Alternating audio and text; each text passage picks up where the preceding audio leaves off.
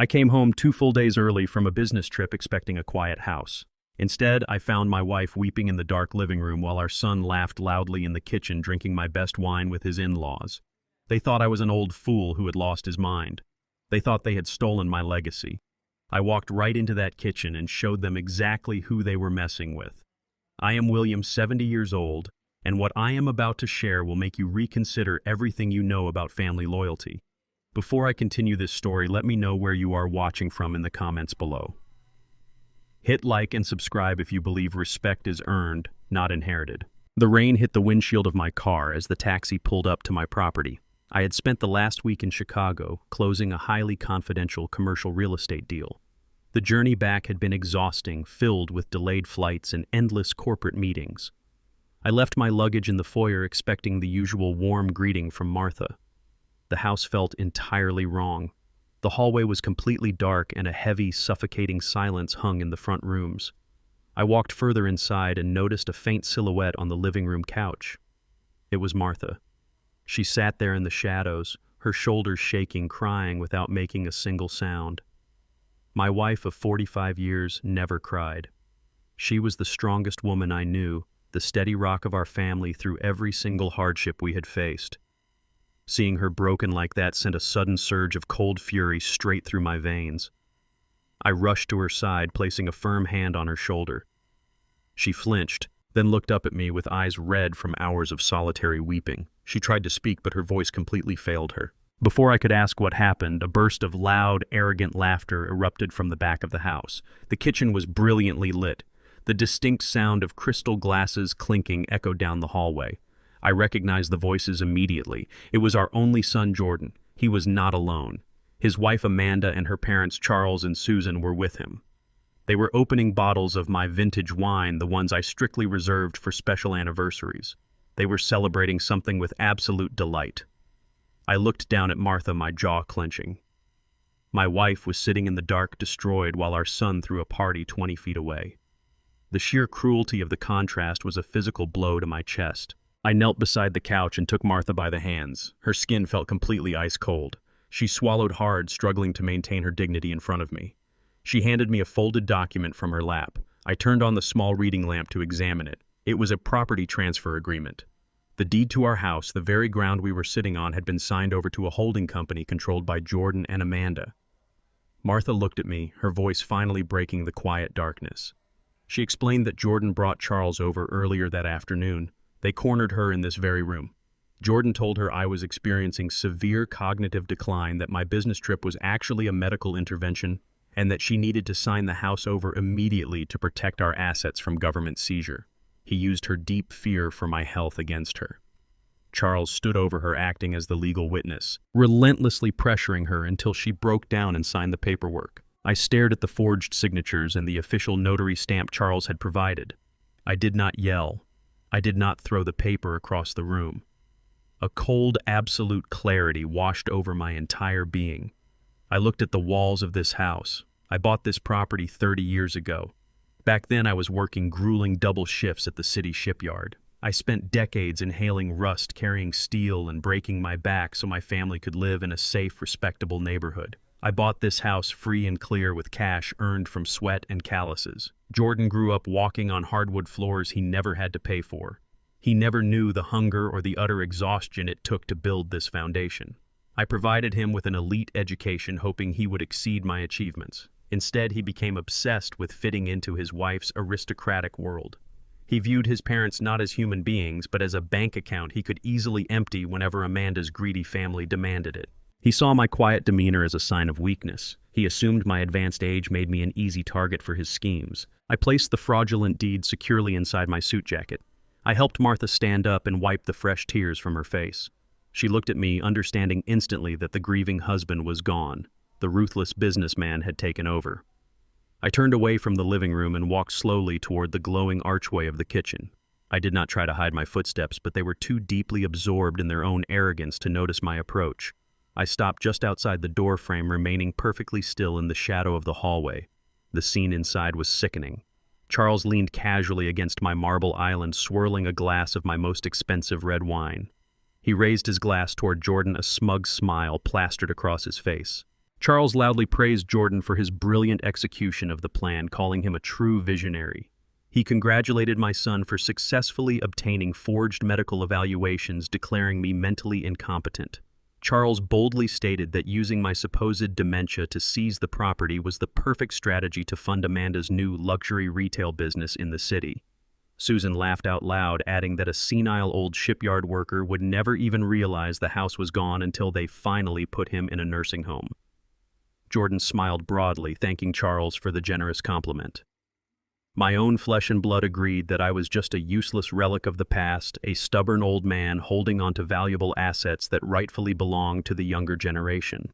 He proudly announced that the bank had already pre-approved a massive $5 million loan against the house equity based entirely on those forged medical records. They clinked their crystal glasses together once more, toasting to my mental demise and their new financial fortune. They felt completely untouchable.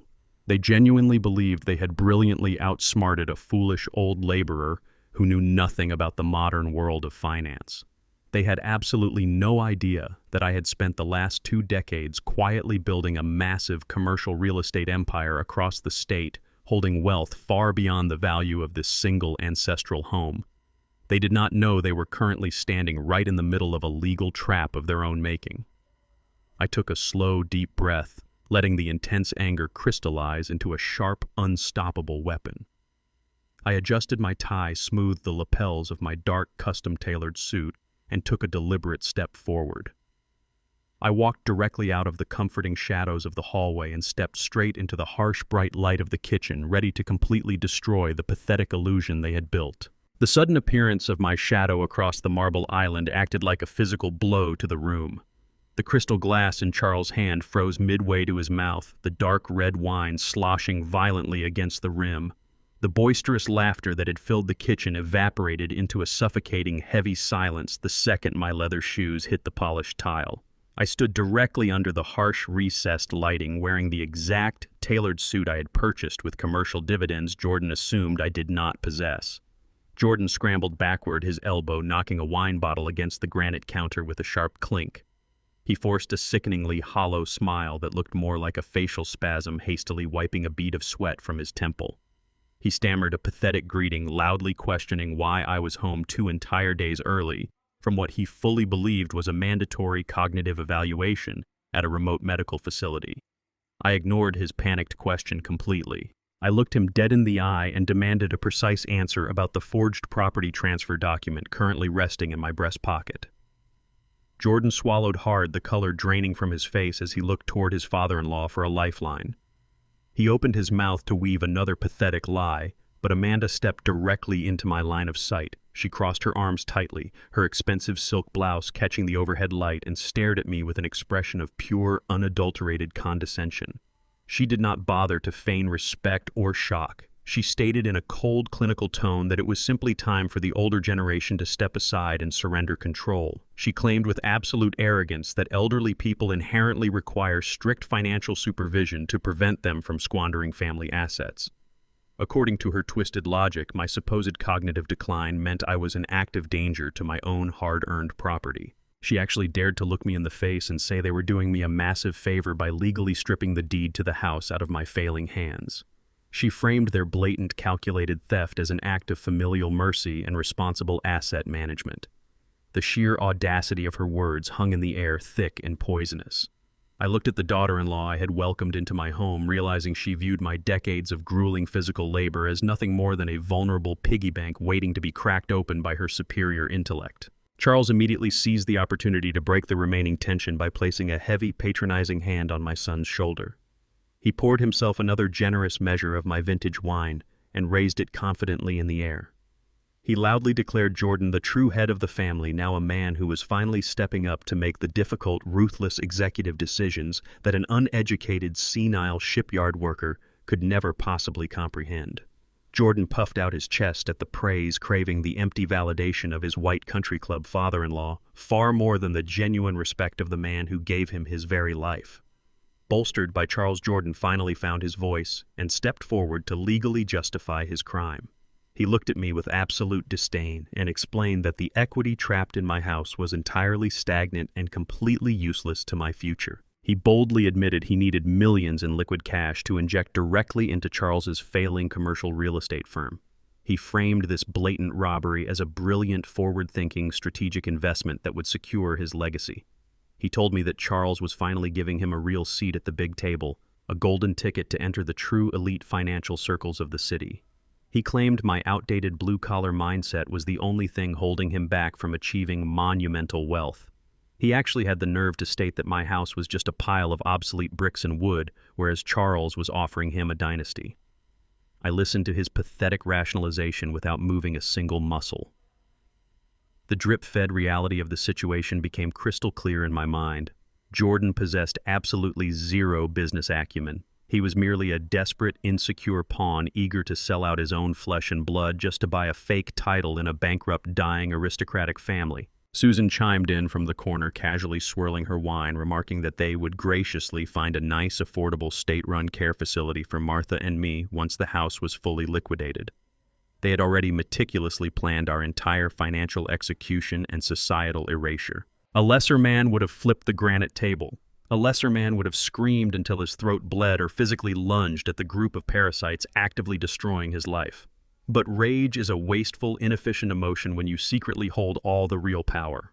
I refused to grant them the satisfaction of a screaming match. Arguing would mean I recognized their fabricated authority and they possessed absolutely none.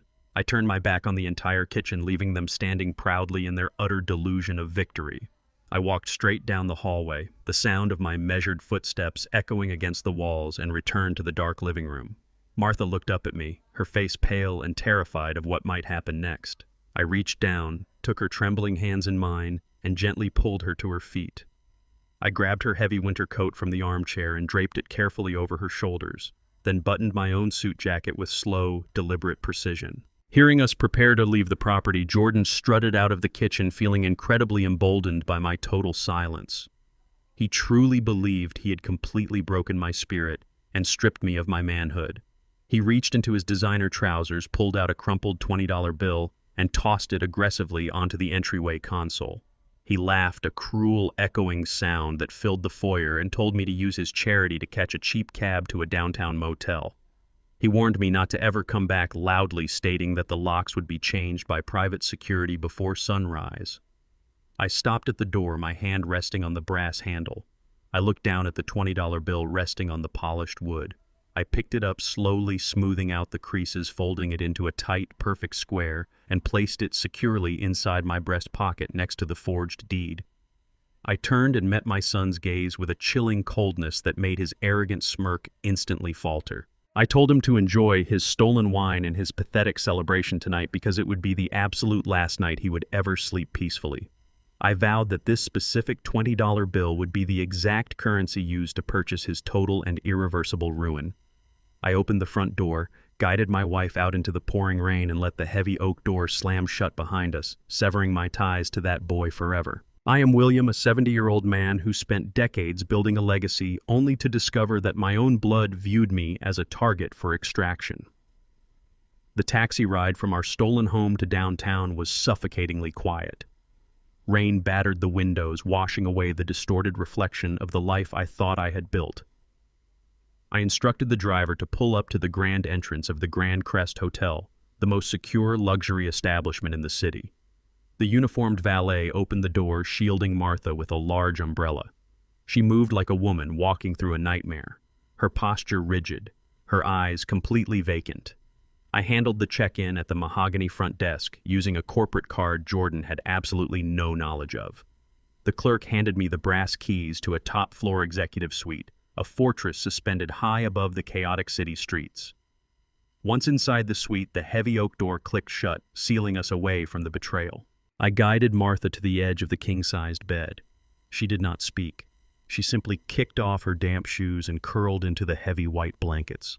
The emotional devastation of watching her only child sell her out for the approval of his arrogant in-laws had completely drained her physical reserves. I pulled the comforter up to her shoulders and stroked her hair until her uneven breathing finally slowed into a deep, exhausted sleep. I stood by the bed for a long time, watching the rhythmic rise and fall of her chest. Every tear she had shed in that dark living room fueled a cold, mechanical fury inside my chest. The grieving father had been left behind on the front porch of our old house. I walked over to the sleek glass desk near the floor-to-ceiling window overlooking the city skyline. I unbuttoned my suit jacket and pulled a heavy matte black laptop from my leather briefcase. This machine was heavily encrypted, requiring multiple biometric verifications to unlock. It was the central nervous system of an entirely different life. I pressed my thumb against the scanner, waiting for the familiar green light. The screen flared to life, casting a harsh, pale glow across my face. Jordan and his new aristocratic family truly believed they had outsmarted a naive, worn-out laborer. They thought their petty theft of a residential deed was a monumental victory. I cracked my knuckles and typed in my master password. It was time to show them the true scale of the battlefield they had foolishly stepped onto. Jordan spent his entire life desperately trying to escape the shadow of my blue-collar origins. He was deeply ashamed of the 30 years I spent covered in grease and rust at the naval shipyard. He viewed my calloused hands as a symbol of lower-class stagnation, a limitation he needed to shed to be accepted by Amanda and her supposedly elite parents. My son never bothered to look past the surface.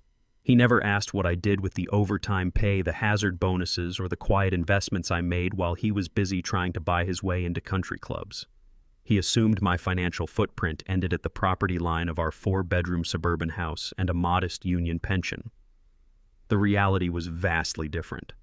In the late 80s, while the city was practically giving away abandoned industrial lots near the docks, I bought them up for pennies on the dollar. I spent my nights fixing them up, converting useless concrete shells into high-demand commercial logistics centers. As the supply chain industry exploded, those properties multiplied in value exponentially. I expanded across the entire state, acquiring distribution hubs, commercial fleets, and strategic real estate. I consolidated every single asset into an ironclad multi-million-dollar blind trust. I deliberately chose to keep this empire completely hidden from Jordan. I wanted my son to build his own legacy. I wanted him to understand the genuine weight of a hard-earned dollar, hoping to protect him from the toxic entitlement that destroys so many wealthy families. I gave him a premium education and zero debt, thinking that would be enough to forge his character. Clearly, my silence had wildly backfired. Instead of learning humility, he developed a ravenous hunger for status. He married Amanda, a woman whose family masqueraded as old money while drowning in hidden liabilities, precisely because she offered him the aristocratic illusion he craved. The irony was almost suffocating. Jordan had just committed a federal felony to steal a single house, completely oblivious to the fact that his father owned a corporate empire worth 50 times that amount. I navigated through the primary security firewalls of my holding company, ready to lock down my actual assets before dealing with the stolen deed. The loading screen rendered the dashboard. My eyes locked onto the top right corner of the interface. A massive red security alert was flashing violently across the center of the banking portal. The system had temporarily flagged a catastrophic irregularity, holding it in a mandatory 24-hour review queue. I clicked the notification, my pulse steadying into a dangerous, calculated rhythm. Jordan had not stopped at stealing the residential property. He had vastly underestimated my wealth, but he had managed to stumble upon the outer edge of my commercial trust. The documents detailed an aggressive, incredibly brazen financial maneuver. Using the exact same forged medical evaluations Charles had provided, Jordan had approached a corrupt private magistrate. He convinced the judge that my supposed severe dementia required emergency intervention, granting him an overarching, durable power of attorney. Armed with that fraudulent legal authority, Jordan had walked into a high-tier commercial lending firm earlier that morning. The screen displayed a pending transaction that made my jaw tighten. Jordan had initiated a massive $5 million commercial loan. He was using 3 of my most lucrative distribution warehouses as direct collateral. The audacity was staggering. He was leveraging my life's work to secure an enormous injection of liquid cash. The loan documents showed the entire $5 million was scheduled to be wired directly into an offshore corporate account registered to Charles and Susan's failing real estate firm. They were attempting a wholesale corporate raid on my assets to bail out his in-laws from their disastrous debts. The system showed the funds were locked in a standard clearing protocol and would officially disperse into their hands by tomorrow afternoon. Jordan truly thought he had executed a flawless financial coup. He assumed the old man with the calloused hands would never notice the digital movement of commercial equity until the ink was dry and the money was spent. He was completely wrong. This was no longer just a familial dispute over a childhood home. This was grand larceny wire fraud and a coordinated conspiracy to commit elder abuse on a multi-million-dollar scale. I did not reach for the button to cancel the transaction. I left the pending loan exactly as it was. I closed the laptop with a sharp snap and picked up my phone. It was time to wake up the most ruthless corporate attorney in the state. Jordan wanted to play a high-stakes game of corporate theft. I was going to let him dig his grave all the way to the bottom. The morning sun broke through the floor-to-ceiling windows of the Bradley and Associates law firm. I sat in a high-backed leather chair staring at the polished mahogany desk.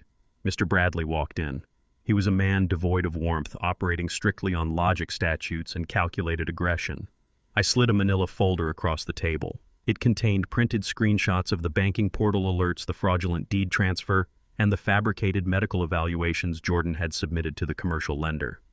Bradley adjusted his silver-rimmed glasses and scrutinized every single page with the precision of a forensic accountant. The silence in the room was absolute, broken only by the sharp rustle of paper. He cross-referenced the medical signatures with the state registry on his computer. He did not offer any superficial sympathy. He simply stated the facts. The physician who signed my dementia diagnosis had a suspended license and a history of accepting bribes. Jordan had orchestrated a masterpiece of illegal documentation. Bradley set the papers down and folded his hands. He explained that by transmitting these forged documents across state lines to a commercial lender, Jordan had instantly elevated a family dispute into a severe criminal offense. This was textbook federal wire fraud. Furthermore, utilizing a fabricated durable power of attorney to seize assets from a senior citizen constituted aggravated elder financial abuse. The penalties for these combined infractions carried mandatory federal prison sentences. Bradley informed me that we had more than enough evidence to call the authorities immediately halt the pending $5 million transaction and put my son in handcuffs before noon. The sheer weight of the impending legal hammer would crush Jordan completely. I listened to his cold legal analysis without blinking.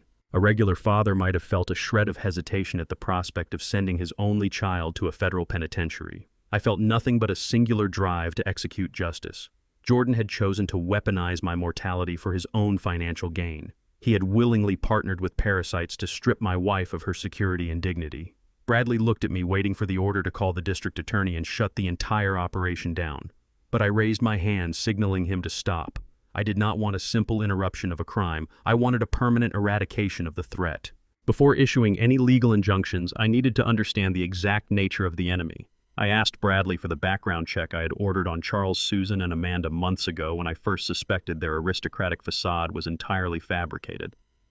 Bradley unlocked his desk drawer and withdrew a thick, heavily bound dossier. He slid it across the table, his expression hardening. He informed me that the entire country club lifestyle my son had married into was a breathtakingly elaborate illusion. Charles and Susan were completely bankrupt. Their lucrative real estate development firm had secretly collapsed 3 years prior due to catastrophic mismanagement and rampant embezzlement. Every luxury vehicle they drove, every tailored suit Charles wore, and every extravagant dinner they hosted was funded by highly dangerous underground lenders. They were swimming in millions of dollars of toxic debt, and the violent debt collectors were actively closing in on them. Amanda was fully aware of her parents' desperate financial reality.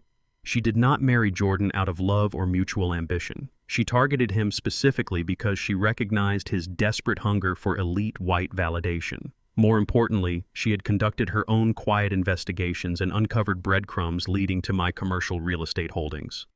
She knew the shipyard worker narrative was a cover for substantial generational wealth. Amanda expertly manipulated Jordan, playing on his insecurities and inflating his ego, grooming him to be the perfect Trojan horse. She convinced him that I was a stubborn old fool, hoarding resources that rightfully belonged to him.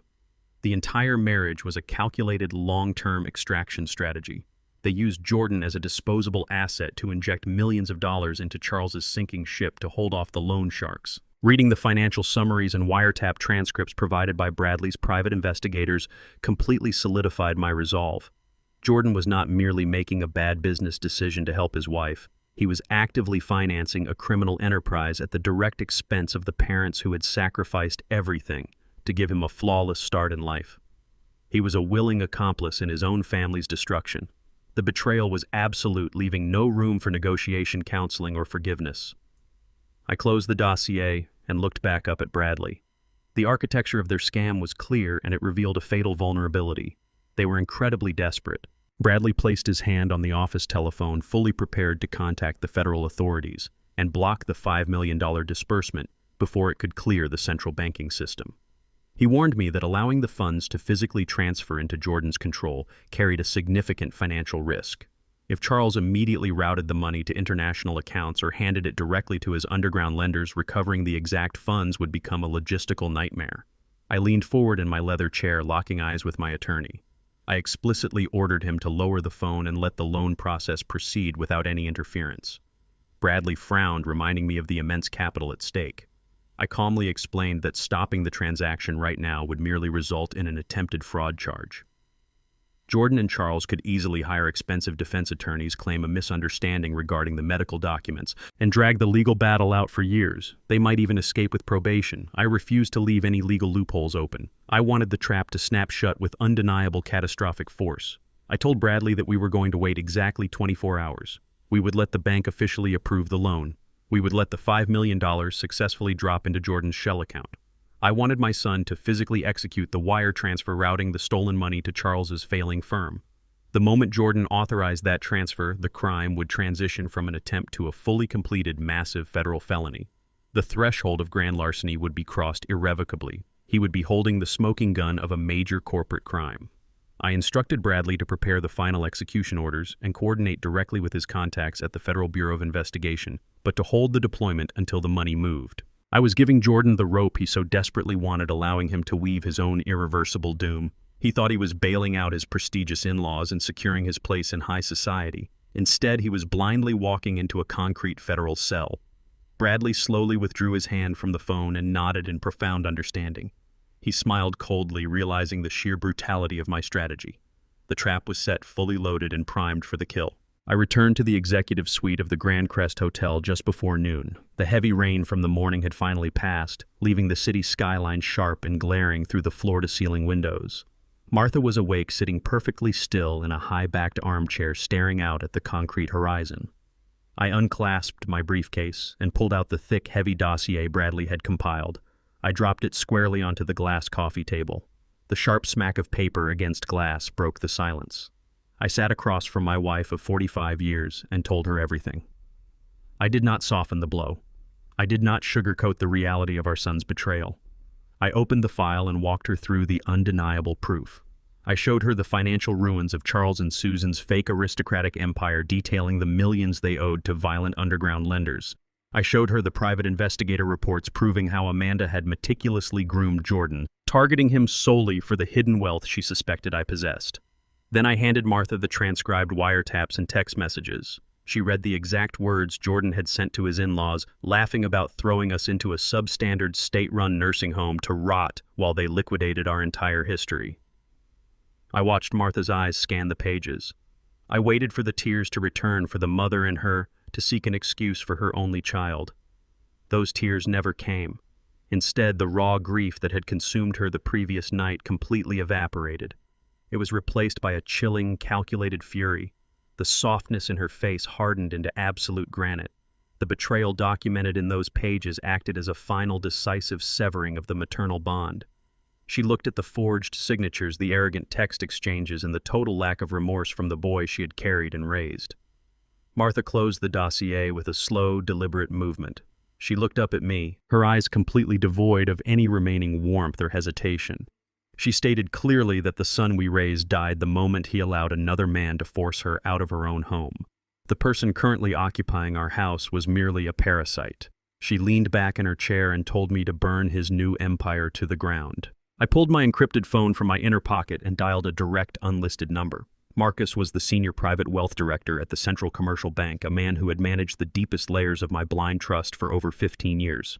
He answered on the second ring, his tone sharp and professional. I informed him that my primary residential asset had been compromised by a fraudulent power of attorney and that a $5 million commercial loan was currently pending disbursement. Marcus immediately prepared to flag the transaction and alert the Federal Fraud Division. I stopped him instantly. I issued a strict directive to let the entire $5 million clear the security protocols and drop directly into Jordan's shell account. Marcus paused, his financial instincts warring with my command, actively warning me of the immense risk of letting stolen capital cross the wire. I explained my strategy with absolute precision. I did not want a simple reversal of funds. I wanted a federal trap. I instructed Marcus to establish a secure, untraceable shadow account immediately. He was to quietly migrate the vast majority of my liquid assets, corporate holdings, and untouched equity into this newly forged fortress, leaving the primary trust looking exactly as Jordan expected it to look. Once the migration was complete, we established the timeline. The bank would release the $5 million to Jordan at exactly 2 o'clock tomorrow afternoon. From that exact second, Marcus was to start a silent 24-hour countdown. Jordan would feel the rush of victory. He would see the millions in his account and begin moving the money to save Charles from the loan sharks.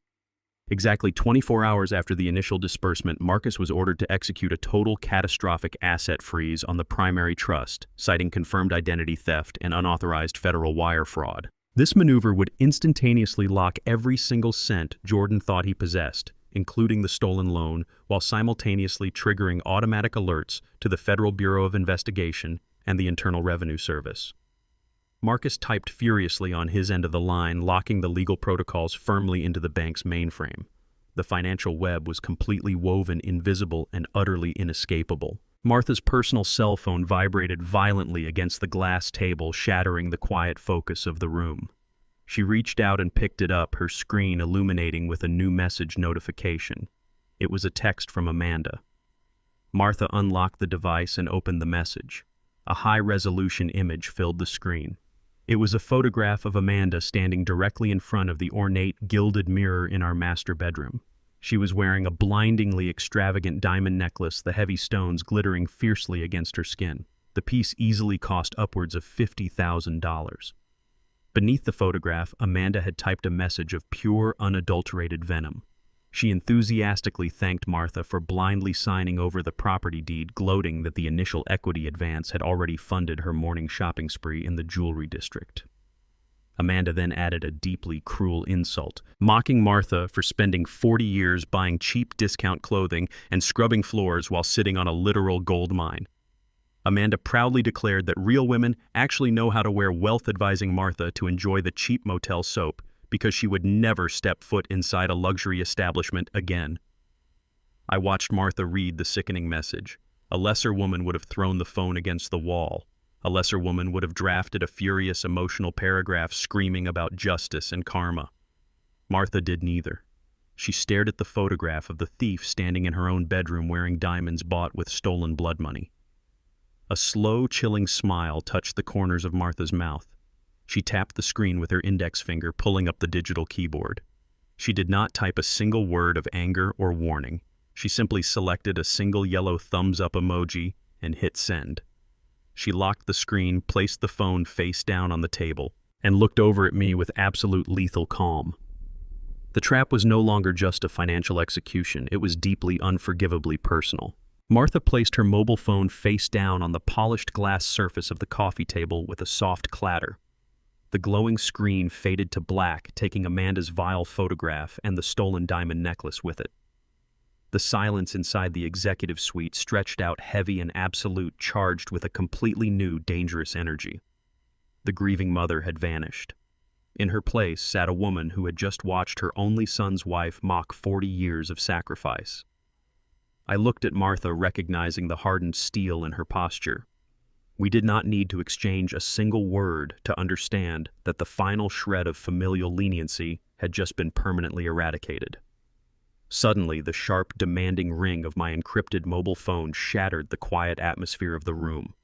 I reached into my suit jacket and glanced at the bright caller identification display. The screen flashed Jordan's name.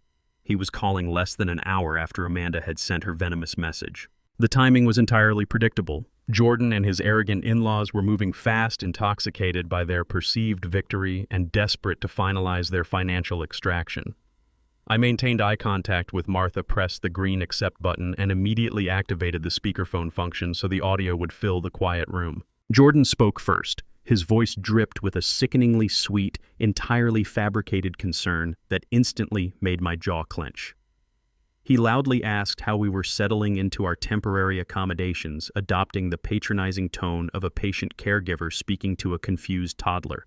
He claimed he had spent the entire morning worrying about my health and Martha's emotional state. The sheer audacity of his performance was breathtaking. He had just forcefully evicted us into the freezing rain the night before, and now he was playing the role of a devoted, loving son. I remained perfectly silent, allowing him to fill the dead air with his transparent lies. Jordan quickly abandoned the fake pleasantries when I refused to respond to his bait. His tone shifted, becoming brisk and entirely businesslike. He cleared his throat and explained that he was currently sitting at his desk finalizing some urgent mandatory Medicare enrollment paperwork on my behalf. He stated that the state required a secondary verification PIN to process my long-term care insurance. He claimed this step was absolutely vital to guarantee that the luxurious assisted living facility they had supposedly chosen for me would be fully funded by the government. It was a masterful lie, completely devoid of any truth. I knew exactly what he actually needed. The commercial lending portal processing his fraudulent $5 million wire transfer had undoubtedly hit a secondary security firewall. He needed my private tax identification PIN to authorize the final release of funds into Charles's offshore shell company. He was attempting to use my supposed cognitive decline to trick me into handing over the keys to the vault. I leaned forward in my chair, fully embracing the tactical advantage of his gross underestimation. I deliberately altered my breathing, making it sound shallow and slightly ragged. When I finally spoke, I completely stripped the natural authority from my voice. I injected a noticeable tremor into my vocal cords, letting my words crack and stumble. I asked Jordan where we were feigning profound geographical confusion. I told him the hotel room looked unfamiliar and that I was worried I had missed my shift at the shipyard. Martha watched me execute this performance without blinking her face, a mask of cold fascination. Jordan sighed loudly into the receiver. The exasperation bleeding through his fake compassion was unmistakable. He spoke slower, enunciating every single syllable, treating me like an absolute imbecile. He told me to focus, insisting that the paperwork was critical for my survival. He demanded the 9-digit secondary tax PIN, pressing me to search my memory. I let a long, painful silence stretch over the connection. I reached across the glass table and grabbed a handful of stiff hotel stationery, loudly crinkling the paper near the microphone to simulate a frantic, disorganized search. I muttered incoherently about lost files and misplaced notebooks. Jordan snapped.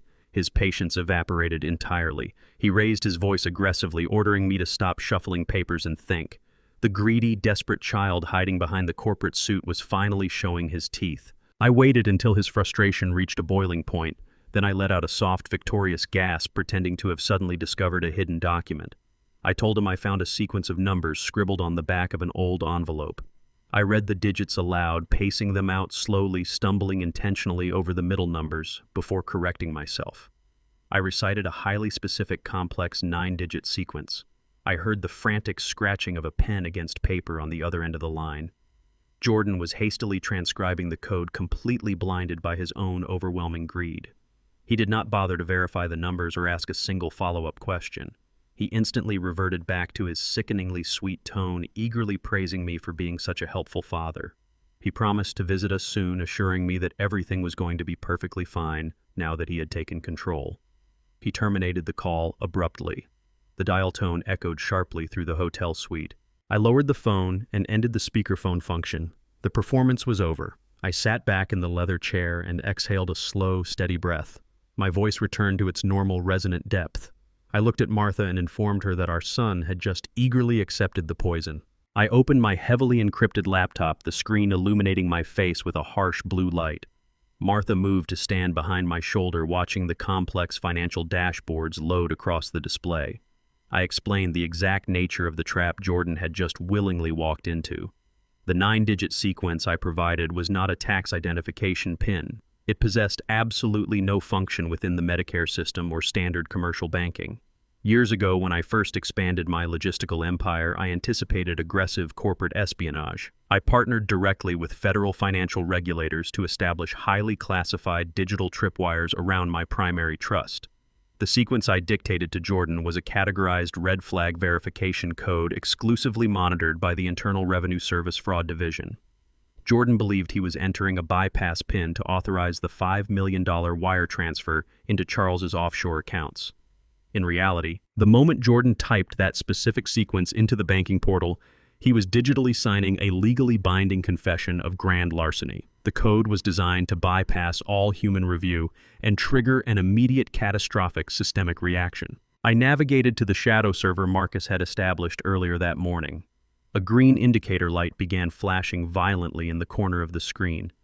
Jordan had entered the code. I watched the digital architecture of the trap snap shut in real time. By utilizing that specific tripwire sequence in conjunction with a fraudulent power of attorney, Jordan had unknowingly initiated a massive, irreversible federal audit on his own shell company. The automated IRS protocols instantly flagged Charles's entire real estate firm, cross-referencing the incoming $5 million with their outstanding toxic debt. The system automatically issued immediate asset freezing directives across all linked accounts to prevent capital flight. Jordan thought he was unlocking the final door to endless wealth and high society acceptance. Instead, he had just locked himself inside a burning building and handed the only key directly to the federal government. There was no way to cancel the audit. There was no legal loophole Charles could exploit to unfreeze the sudden influx of stolen cash. The money was trapped, heavily monitored, and radioactive. I closed the laptop, the satisfying click of the locking mechanism echoing in the quiet room. Jordan and his aristocratic in-laws were officially out of time, out of money, and directly in the crosshairs of federal prosecutors. At exactly 2 o'clock the following afternoon, the digital alert on my laptop shifted from pending to confirmed. The $5 million secured by 3 of my most profitable distribution warehouses officially dropped into the offshore shell account Jordan had established for his father-in-law. Jordan was officially holding the stolen funds. The trap was fully loaded. I sat in Mr. Bradley's downtown office watching the transaction finalize on his secure monitor. Bradley looked across the mahogany desk holding a silver pen out to me. He placed the final execution orders on the leather mat. These documents would legally initiate the catastrophic freeze we had prepared. I picked up the pen and signed my name with absolute, unwavering precision. I felt a profound sense of closure with every stroke of the ink. Bradley immediately scanned the authorized documents into his encrypted federal portal, transmitting them directly to Marcus at the Central Commercial Bank and his designated contacts at the Federal Bureau of Investigation. The gears of the legal machine engaged instantly. Within seconds, the trap snapped shut. Marcus executed the total asset freeze on Jordan's newly established trust account.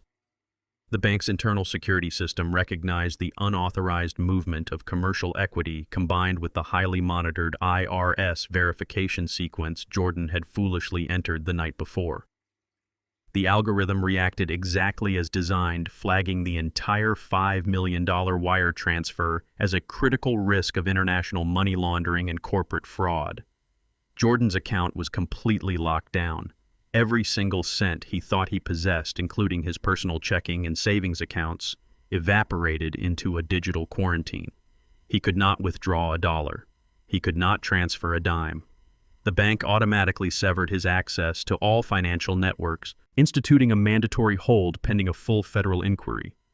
The money he had stolen to buy his way into high society was now the very anchor that would drag him to the bottom of the ocean. Bradley leaned back in his chair, folding his hands together. He confirmed that the Internal Revenue Service had officially deployed an emergency task force to audit Charles's failing real estate firm. The financial guillotine was in motion. Jordan and his aristocratic in-laws were now cut off from the entire world. I stood up from the desk, adjusting my suit jacket. It was time to watch the absolute destruction of their pathetic illusion unfold in real time. Miles away from my attorney's office, Jordan was completely oblivious to the incoming devastation. He was standing in the center of the city's most exclusive, exotic car dealership, surrounded by polished chrome and blinding showroom lights. He had brought Amanda, Charles, and Susan to celebrate their newly acquired wealth. Jordan was attempting to purchase 2 top-tier European sports cars simultaneously, a pathetic offering designed to permanently secure Charles's approval. He leaned against a gleaming silver hood, loudly boasting to the sales manager about his massive real estate acquisitions and his newly minted status as a commercial tycoon. Charles and Susan stood nearby, sipping complimentary champagne, visibly thrilled that their parasitic extraction plan was finally paying off in luxury vehicles. Jordan confidently handed his sleek black corporate card to the finance director to process the massive down payment. The director swiped the card through the terminal with a practiced smile. The machine beeped sharply, displaying a stark red error message. The director frowned, apologizing for the inconvenience, and processed the card a second time. Another sharp beep echoed through the quiet showroom. The transaction declined abruptly. The director typed rapidly on his keyboard, attempting to route the payment manually through the central banking network. His professional demeanor vanished instantly as he read the system response. He looked up at Jordan, his expression shifting from obsequious respect to cold suspicion. He loudly informed Jordan that the bank had rejected the transaction completely. Jordan scoffed, his face flushing red with embarrassment. He arrogantly told the director to run his secondary platinum card, blaming a simple daily spending limit for the inconvenient delay. He handed over his personal card. The terminal rejected it instantly. The director stepped out from behind the counter holding both plastic cards. He informed Jordan that a mandatory seizure code was attached to his profile. He politely but firmly demanded that Jordan hand over the leather key fobs he was already holding. Jordan protested loudly, his voice echoing across the expansive showroom, drawing the attention of wealthy clients and staff members. He threatened to buy the entire dealership and fire everyone on the floor. The finance director did not blink. He signaled for the two large security guards stationed near the entrance. They moved swiftly across the polished floor, flanking Jordan on both sides. The manager reached out and physically confiscated the keys directly from my son's trembling hands. The entire room watched the aristocratic facade crumble into utter humiliation. Charles and Susan quickly distanced themselves from the escalating scene, their champagne glasses abandoned on a display table. Amanda grabbed Jordan by the arm, furiously whispering at him to fix the embarrassing situation immediately. Jordan stumbled out of the dealership's glass doors and into the humid afternoon air, his face pale and slick with a cold sweat. He pulled his smartphone from his tailored jacket, his fingers shaking violently as he dialed the premium customer service line for his bank. He paced the concrete sidewalk, waiting anxiously for the elite concierge to answer his priority call and clear up this absurd misunderstanding. Instead of a human voice, he was greeted by a harsh, automated robotic system. The digital voice demanded his account number and verification PIN. Jordan punched the digits into the screen with frantic urgency.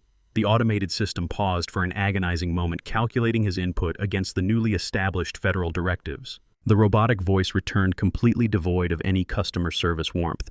It stated clearly that all accounts associated with his social security number had been indefinitely seized.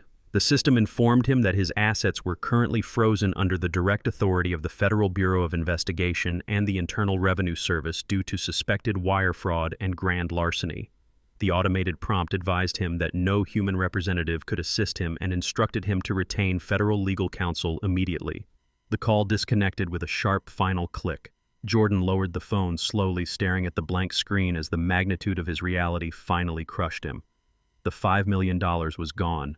His personal savings were gone. The holding company was paralyzed. He had just stolen my property, secured a massive commercial loan, and wired the proceeds directly into an internationally monitored trap. He was entirely broke and officially a prime target for federal prosecution. He turned to face his wife. Amanda stared back at him, demanding to know why the cards were declining and why they were standing on the sidewalk like common criminals. Jordan could not formulate a single coherent sentence. He looked at Amanda in absolute, unadulterated terror. He finally realized that the helpless, senile old man he had so eagerly betrayed was a phantom. I was the architect of his total destruction, and I was just getting started.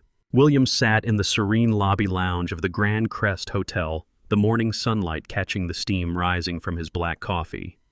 The tranquility shattered the moment the heavy brass revolving doors spun violently on their axis. Jordan and Charles burst into the opulent foyer, dragging the frantic energy of a sinking ship directly into the pristine environment. The storm outside had passed, but Jordan was completely drenched in a cold, terrified sweat.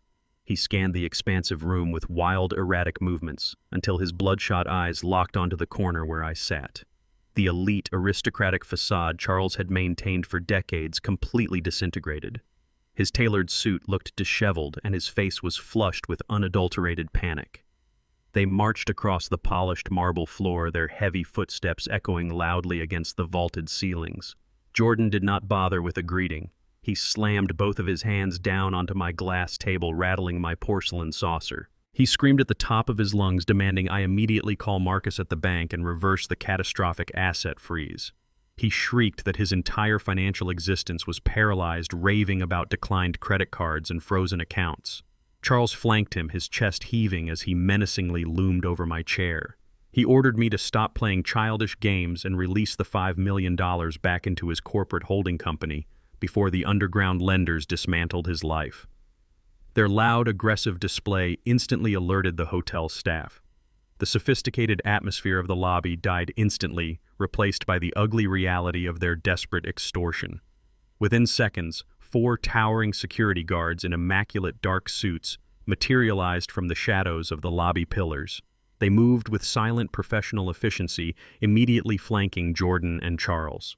The lead security officer placed a heavy, unyielding hand on Jordan's shoulder, firmly instructing him to step back from the table. Jordan wildly jerked his arm away, loudly declaring that this was a private family matter and demanding the guards back off. He pointed a trembling finger at my face, screaming that I was actively ruining his entire future over a petty misunderstanding. I did not flinch. I did not raise my voice or acknowledge the massive guards standing inches from my son. I simply lifted my porcelain cup and took a slow, deliberate sip of my black coffee, watching them unravel completely. Charles violently shoved his way past the lead security guard, his face twisting into an ugly mask of pure desperation. He realized Jordan's frantic screaming was entirely ineffective against my calm demeanor. Charles decided to employ the ultimate weapon he believed he still possessed. He reached aggressively into the inner pocket of his ruined designer jacket and withdrew a thick stack of folded legal papers. He slammed the documents down onto the glass table right next to my coffee cup. It was the heavily forged medical evaluations and the fraudulent durable power of attorney they had used to execute the commercial loan. Charles leaned down until his face was inches from mine, his breath reeking of stale champagne and absolute panic. He lowered his voice into a menacing, venomous register intending to instill sheer terror into my bones. He stated with absolute conviction that he possessed the full legal authority to strip me of my bodily autonomy right in this very lobby. He threatened to hand these documents directly to the hotel management, legally proving that I was suffering from severe advanced dementia and required immediate involuntary confinement. Charles graphically described how he would personally order a private medical transport unit to drag me out of the hotel in restraints. He vowed to lock me away in a dismal state-run psychiatric ward where no one would ever listen to my complaints. He promised that Martha would be left entirely penniless on the streets while they systematically liquidated my commercial real estate empire to save his failing firm. Jordan stood behind Charles, nodding eagerly, fully endorsing the horrific threat to imprison his own father in a padded cell. My son actually smiled, believing this aggressive ultimatum would finally break my spirit and force my compliance. He demanded I pick up the phone and unlock the offshore accounts to save myself from an agonizing fate. I looked at the fraudulent documents resting on the glass table. Then I looked at the 2 desperate men attempting to blackmail a ghost. I slowly set my porcelain coffee cup down onto its matching saucer. The ceramic clink sounded remarkably loud in the tense atmosphere. I leaned back into the plush leather of my armchair, completely relaxed, resting my hands neatly in my lap.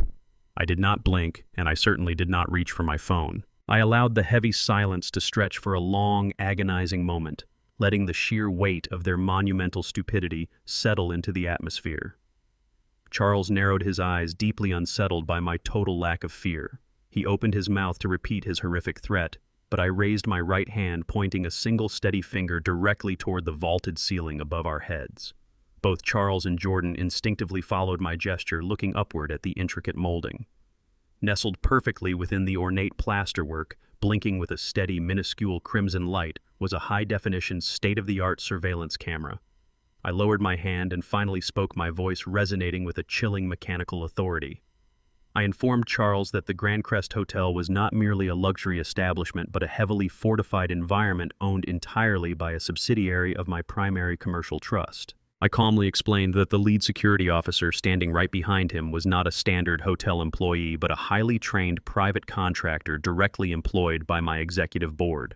I watched the color completely drain from Charles's face as I delivered the final crushing blow. I told him that the camera above us was equipped with advanced directional audio recording capabilities.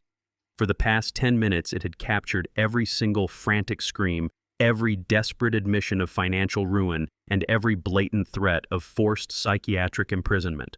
Charles had just proudly detailed a premeditated extortion plot on crystal-clear high-definition video. I informed them both that the security manager monitoring the live feed had already executed a standing directive. The unedited digital file of this entire confrontation had just been instantly transmitted through an encrypted channel directly to the desk of the district attorney and the lead agent of the Federal Fraud Division. I leaned forward, resting my forearms on the glass table, and stared directly into Charles's wide, terrified eyes. He suddenly realized the forged medical documents he had slammed onto the table were no longer a weapon, but the physical evidence of his own federal extortion charge. He snatched the papers off the glass with a violently trembling hand, staggering backward as if the table itself had caught fire. Jordan stood completely paralyzed, his jaw hanging open in pure, unadulterated shock. He looked at the security guards, then at the camera, and finally at me, realizing the absolute finality of his doom. The trap had closed entirely. The serene atmosphere of the Grand Crest Hotel lobby lounge was entirely undisturbed, the morning sunlight catching the faint steam rising from my black coffee. That engineered tranquility shattered the exact moment the heavy brass revolving doors spun violently off their axis. Jordan and Charles burst into the opulent foyer, dragging the frantic energy of a sinking ship directly into the pristine environment. They had clearly spent the last hour desperately tracking my location after their humiliating rejection at the dealership. Jordan was completely drenched in a cold, terrified sweat. He scanned the expansive room with wild, erratic movements until his bloodshot eyes locked onto the secluded corner where I sat. The elite aristocratic facade Charles had maintained for decades completely disintegrated right before my eyes. His tailored suit looked disheveled and his face was flushed with unadulterated panic. They marched aggressively across the polished marble floor, their heavy footsteps echoing loudly against the vaulted ceilings. Jordan did not bother with a greeting or any pretense of familial respect. He slammed both of his hands down onto my glass table, rattling my porcelain saucer violently. He screamed at the top of his lungs, demanding I immediately contact Marcus at the bank and reverse the catastrophic asset freeze. He shrieked that his entire financial existence was paralyzed, raving wildly about declined credit cards and completely locked accounts. Charles flanked him, his chest heaving as he menacingly loomed over my chair. He aggressively ordered me to stop playing childish games and release the $5 million back into his corporate holding company before the violent underground lenders dismantled his life. Their loud, unhinged display instantly alerted the hotel staff. The sophisticated quiet of the lobby died, replaced by the ugly reality of their desperate extortion. Within seconds, 4 towering security guards in immaculate dark suits materialized from the shadows of the lobby pillars. They moved with silent professional efficiency, immediately flanking Jordan and Charles. The lead security officer placed a heavy, unyielding hand on Jordan's shoulder, firmly instructing him to step back from the table. Jordan wildly jerked his arm away, loudly declaring that this was a private family matter and demanding the guards back off. He pointed a trembling finger at my face, screaming that I was actively ruining his entire future over a petty misunderstanding. I did not flinch. I did not raise my voice or acknowledge the massive guards standing inches from my son. I simply lifted my porcelain cup and took a slow, deliberate sip of my black coffee, watching them unravel completely. Charles violently shoved his way past the lead security guard, his face twisting into an ugly mask of pure desperation. He realized Jordan's frantic screaming was entirely ineffective against my absolute calm. Charles decided to employ the ultimate weapon he believed he still possessed. He reached aggressively into the inner pocket of his ruined designer jacket and withdrew a thick stack of folded legal papers. He slammed the documents down onto the glass table right next to my coffee cup with a sharp smack.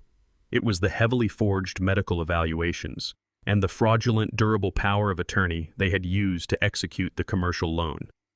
Charles leaned down until his face was inches from mine, his breath reeking of stale champagne and absolute panic. He lowered his voice into a menacing, venomous register, intending to instill sheer terror into my bones. He stated with complete conviction that he possessed the full legal authority to strip me of my bodily autonomy right in this very lobby. He threatened to hand these documents directly to the hotel management, legally proving that I was suffering from severe advanced dementia and required immediate involuntary confinement.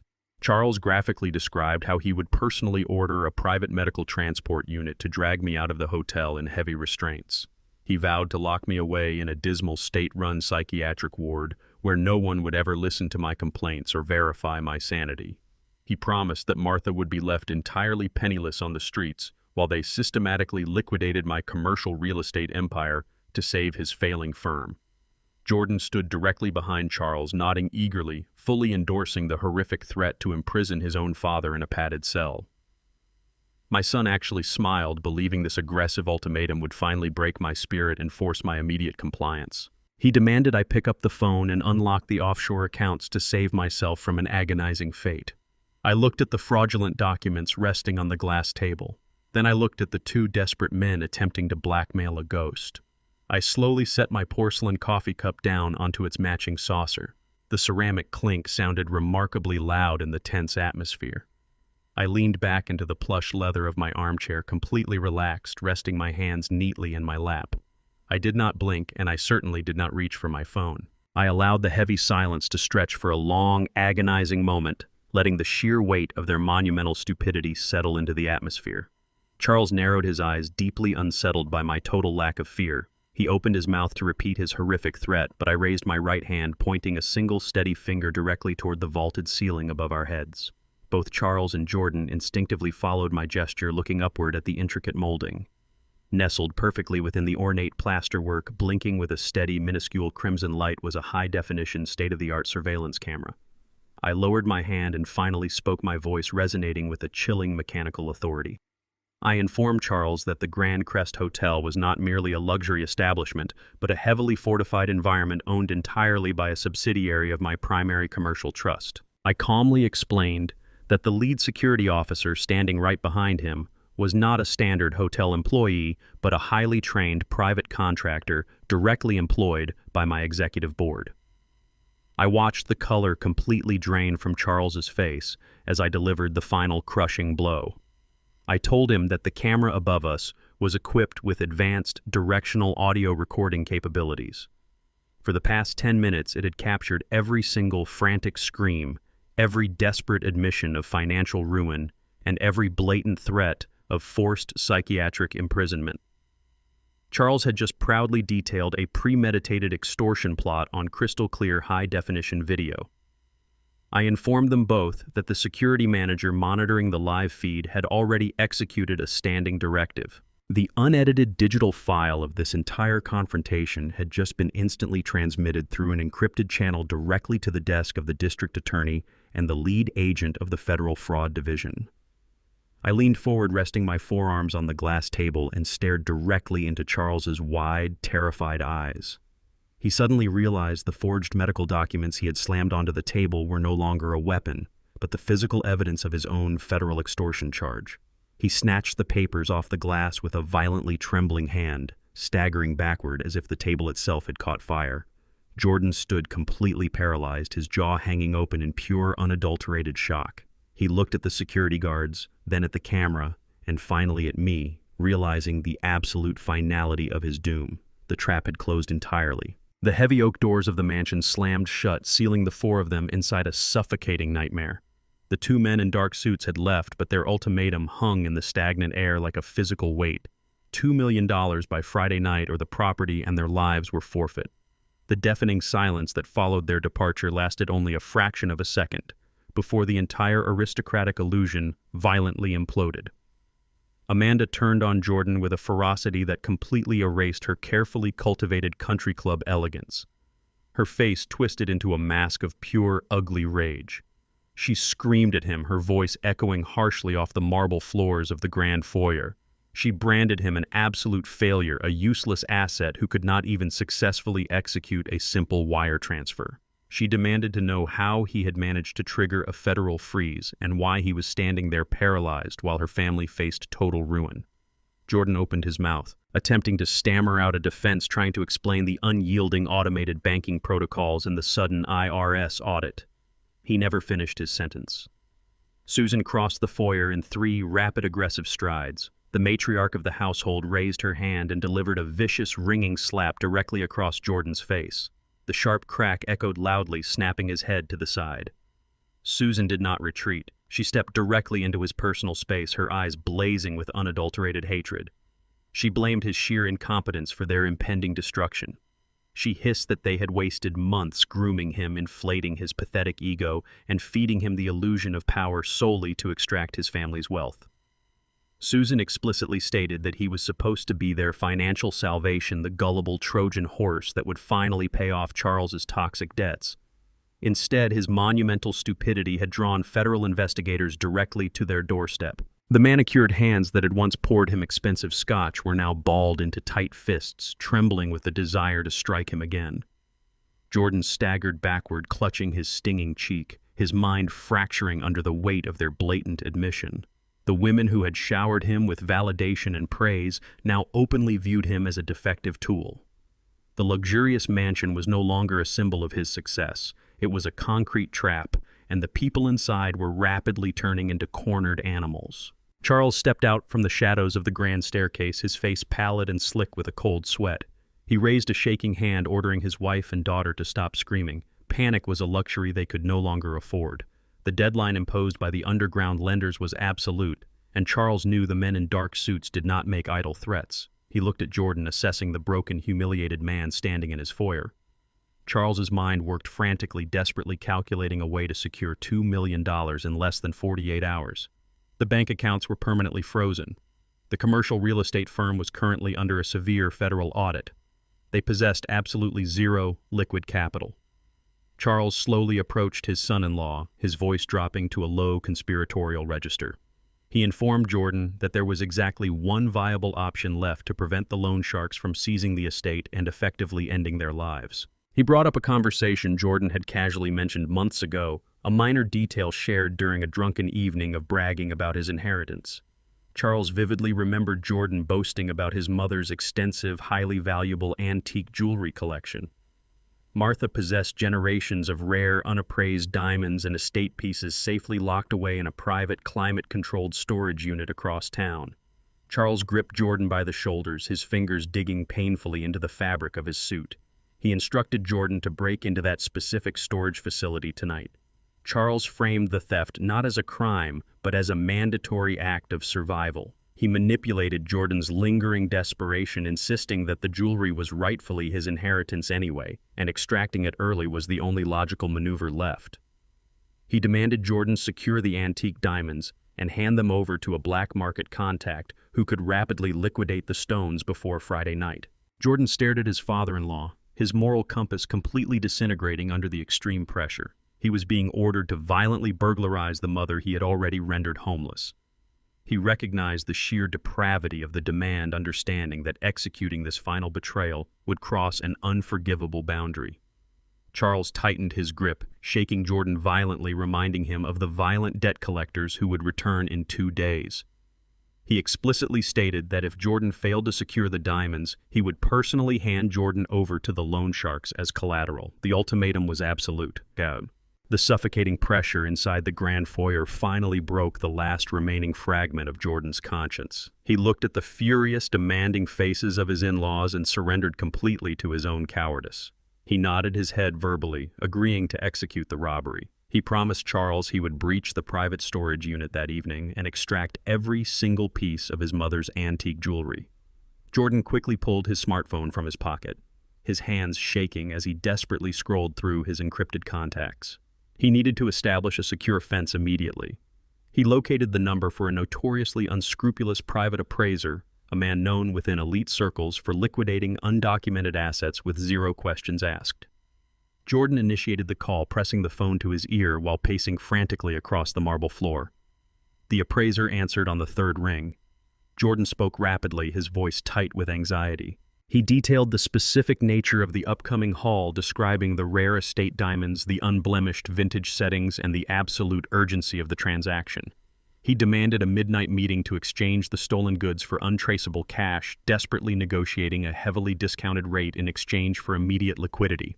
He provided the exact address of the storage facility and confirmed his timeline for the breach. Miles away inside the secure, soundproof walls of the executive hotel suite, I sat perfectly still in front of my open laptop. A crisp, high-fidelity audio stream played flawlessly through my encrypted speakers. I was listening to every single frantic word my son spoke. Months ago, when Jordan first moved into the luxurious mansion, he eagerly connected the property's extensive smart home security and environmental monitoring systems to his primary digital network. He had blindly linked the administrative controls directly to my master corporate server, lazily utilizing my software licenses to manage his new aristocratic estate. In his sheer panic following the bank freeze, Jordan had completely forgotten to sever the digital connection. The mansion's sensitive internal microphones embedded in the central foyer's climate control panels captured the entire chaotic exchange. I heard Susan's violent slap. I heard Charles orchestrate the desperate burglary. And I heard my only child willingly conspire to rob his mother of her final cherished possessions. I slowly reached out and pressed the recording command, saving the high-definition audio file to a secure federal drive. My son had just handed me the final damning piece of evidence. I closed the laptop, a cold, unyielding resolve solidifying in my chest. I knew exactly where Jordan was going tonight, and I was going to be waiting for him. The midnight fog clung heavily to the damp asphalt as Jordan's vehicle idled outside the fortified iron gates of the premium commercial storage facility. He gripped the leather steering wheel with slick, trembling hands, his breathing shallow and erratic. The crushing ultimatum from the underground lenders echoed relentlessly in his fracturing mind, a ticking clock demanding $2 million by Friday night. Charles had handed him a death sentence disguised as a survival strategy, forcing him into a corner where morality was no longer an option. Jordan pulled his vehicle up to the illuminated security keypad and punched in the master access code. He had secretly memorized this sequence months ago, prying the information from Martha during one of his manipulative, overly affectionate visits. The heavy iron gates rolled back with a sluggish mechanical groan, granting him access to the sprawling compound. He navigated the labyrinth of identical concrete corridors, driving far too fast for the narrow lanes until he reached the designated climate-controlled unit. His expensive designer shoes splashed through shallow puddles of collected rainwater, completely ruining the Italian leather, but he no longer cared about preserving his aristocratic facade. He was operating on pure, unadulterated primal survival instinct. He rolled up the corrugated metal door, the harsh grating noise violently slicing through the absolute silence of the sleeping facility. Inside the cavernous unit, stacked carefully among meticulously preserved family heirlooms and draped antique furniture, sat the heavy steel safe. Martha had trusted this hidden fortress to protect her generational legacy from the outside world. Jordan approached the vault with the frantic, predatory energy of a starving scavenger. He wrapped his arms around the cold, unyielding metal, grunting heavily as he dragged the massive block across the rough concrete floor. The sheer physical exertion left him gasping for air, his tailored shirt rapidly plastering to his back with cold sweat. He managed to hoist the safe into the trunk of his car, the vehicle's rear suspension groaning loudly under the sudden immense weight. He slammed the trunk shut, the hollow impact echoing down the empty corridor like a gunshot. The frantic drive into the city's underground jewelry district was a chaotic blur of smeared neon lights and mounting paranoia. He checked his rearview mirror constantly, thoroughly convinced the men in dark suits were already tracking his every move. Every passing shadow looked like a lethal threat. Every red traffic light felt like an inescapable trap. He was navigating the treacherous criminal underbelly of the city, a brutal environment where his country club charm and arrogant posturing held absolutely zero currency. His destination was a nondescript, heavily barred pawn shop tucked away in a desolate, forgotten alleyway of the Diamond District. Jordan dragged the heavy safe through the rusted back entrance, his arms burning intensely from the severe physical strain. The interior of the shop was a stark, jarring contrast to the decaying exterior masonry. It was a sterile, brightly lit back room equipped with high-resolution digital scales, pristine velvet presentation trays, and thick, reinforced bulletproof glass. The black market appraiser stood behind a polished stainless steel counter, waiting in complete, unnerving silence. He was a meticulous, unassuming man with sharp, evaluating eyes showing absolutely zero emotion as Jordan hauled the stolen safe onto the inspection table. Jordan practically hyperventilated as he punched in the combination code he had extracted from Charles's frantic deductions earlier that evening. The heavy steel door clicked loudly and swung open, revealing the velvet-lined interior drawers. The appraiser reached in with white-gloved hands, extracting Martha's legacy piece by piece. Heavy diamond chokers, intricate platinum settings, and flawless vintage emeralds caught the harsh overhead fluorescent lighting, throwing brilliant fractured reflections across the sterile walls. These priceless stones represented decades of my family's history, profound personal sacrifices, and enduring love. Jordan watched with greedy, unblinking desperation as the appraiser placed a specialized jeweler's loupe to his eye, clinically analyzing the clarity, weight, and cut of each individual gem. The silence in the room stretched for 20 agonizing minutes, punctuated only by the soft clinking of precious metals against the scales. The appraiser methodically evaluated the gold, tested the diamonds for authenticity, and silently calculated the total illicit street value. Jordan paced the small enclosed room like a trapped animal, wiping cold sweat from his forehead, silently praying the haul would be substantial enough to appease the violent debt collectors breathing down his neck. Finally, the appraiser set his loupe down on the cold metal counter. He looked directly at Jordan and delivered his unyielding verdict. He openly acknowledged the exceptional quality and historical rarity of the collection, but immediately cited the extreme inherent risk of moving undocumented, highly recognizable estate pieces through underground channels. He offered Jordan exactly $500,000 in untraceable, non-sequential cash. It was a massive financial insult, a mere fraction of the collection's true market worth, but it represented immediate tangible liquidity. Jordan's panicked mind raced. $500,000 was not $2 million, but he desperately convinced himself he could use the cash as a down payment to buy a temporary extension from the ruthless loan sharks. He slammed his open hand against the counter, aggressively accepting the heavily discounted offer without a second thought. The appraiser nodded slowly, his facial expression remaining entirely unreadable and detached. He reached smoothly beneath the stainless steel counter and retrieved a heavy brushed aluminum briefcase. He placed it squarely on the table between them and snapped the dual metallic latches open, revealing neat rows of tightly packed banded $100 bills. Jordan stared at the massive pile of currency, his chest heaving with a sudden intoxicating rush of adrenaline. He genuinely believed he had finally secured his salvation, convinced his sheer audacity had outsmarted his impending ruin. He reached out eagerly, his trembling fingers brushing the cool metal handle of the briefcase. He never got the chance to lift it. The reinforced steel door located directly behind him exploded inward with deafening, catastrophic violence. The heavy metal frame buckled and sheared under the immense kinetic force of a tactical battering ram, showering the confined room with sharp splinters and concrete debris. A dozen heavily armed police officers and federal agents violently swarmed the space, their blinding tactical flashlights piercing the swirling dust. Jordan shrieked in absolute primal terror, instinctively dropping to his knees and covering his head with his hands. Rough, unyielding grips seized his arms aggressively, slamming him face first against the unforgiving concrete floor and wrenching his wrists painfully behind his back. The freezing bite of heavy steel handcuffs locked tightly around his skin, pinning him down completely. As Jordan lay immobilized against the freezing ground, paralyzed by profound shock and hyperventilating wildly, the solid wall of dark tactical uniforms parted. Mr. Bradley stepped calmly into the devastated room. My attorney adjusted the cuffs of his pristine tailored suit, entirely unbothered by the surrounding chaos and the heavily armed strike team. He looked down at my son with an expression of profound, chilling disgust, completely devoid of any sympathy. The appraiser did not panic, nor did he raise his hands in surrender. He calmly removed his white gloves, carefully packed away his jeweler's loupe into his pocket, and offered a silent, respectful nod to the lead federal agent coordinating the breach.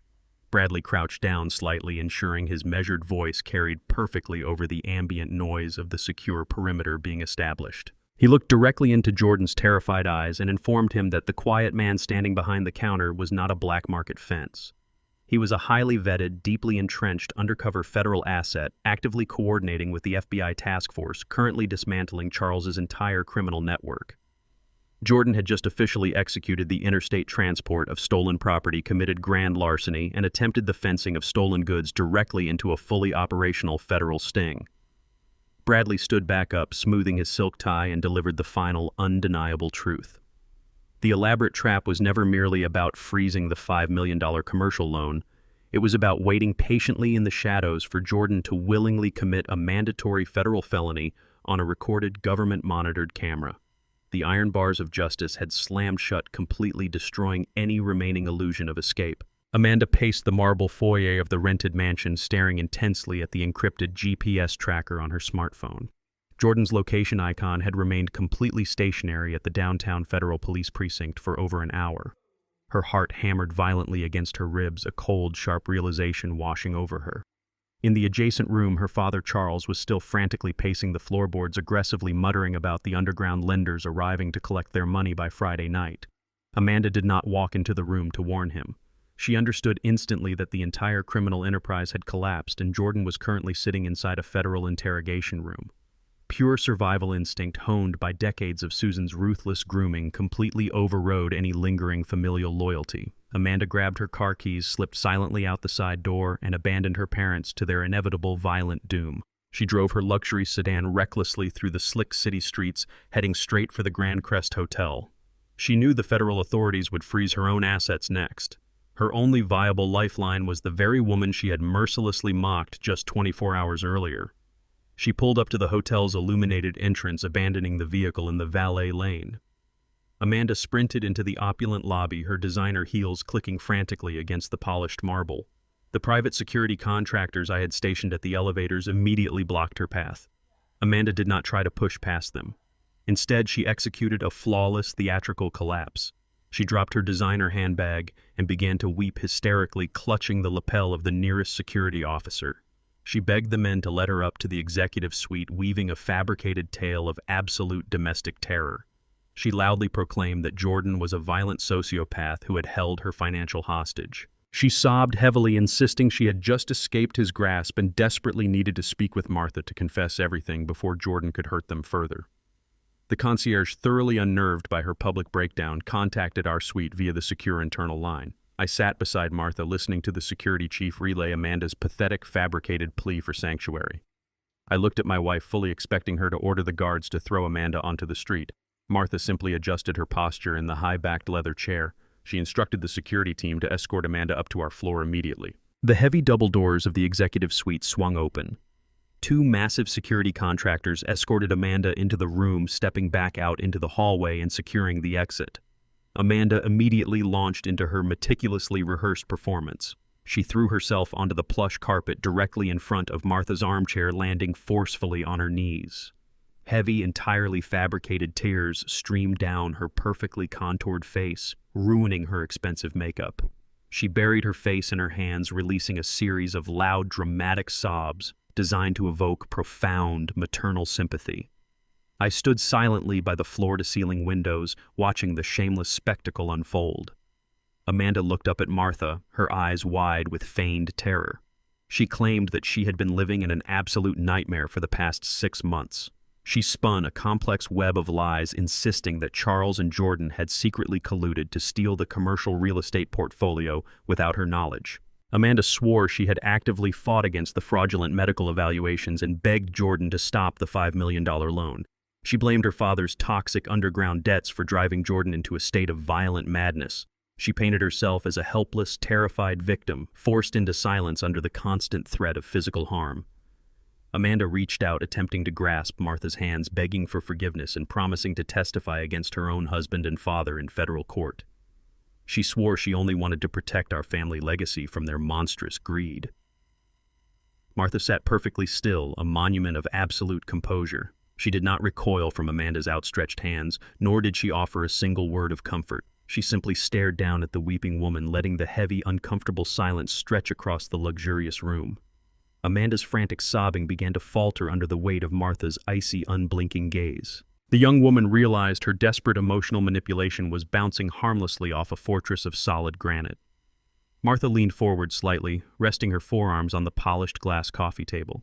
She spoke with a quiet, lethal authority, instructing Amanda to stop insulting our intelligence with this pathetic community theater routine. The abrupt shift in tone instantly silenced Amanda, leaving her kneeling on the floor, completely stripped of her manufactured victimhood. Martha calmly reached into the leather briefcase resting beside her chair and extracted a thick, heavy manila envelope. She placed it onto the glass table and pushed it forward, the rough paper sliding smoothly until it stopped inches from Amanda's trembling hands. Martha did not raise her voice. She maintained a chilling conversational tone as she shattered Amanda's entire fabricated reality. She informed her daughter-in-law that Marcus, my senior wealth director, had not merely frozen Jordan's accounts. He had also executed a comprehensive forensic trace on the secondary banking networks connected to Charles's real estate firm. Martha instructed Amanda to open the envelope.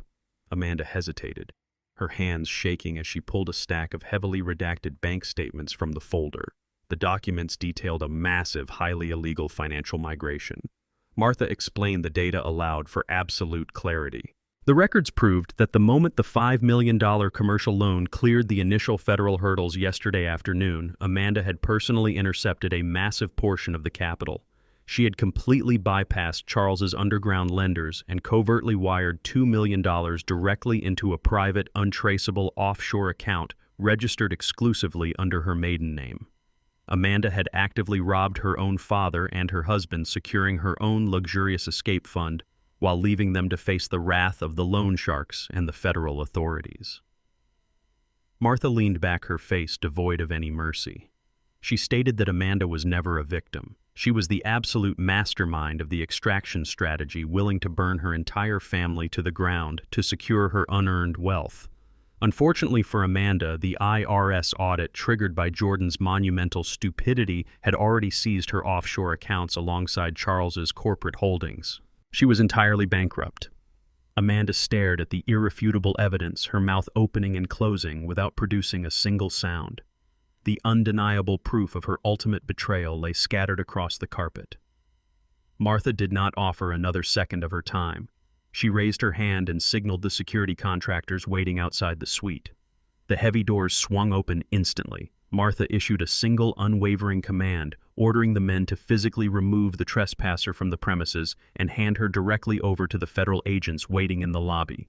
The guards seized Amanda by her arms, hoisting her off the floor and dragging her out as she finally began to scream in genuine, unadulterated terror. The morning sun had barely crested the city skyline when a coordinated convoy of unmarked black SUVs aggressively converged on the sleek glass and steel high-rise that housed Charles's commercial real estate firm.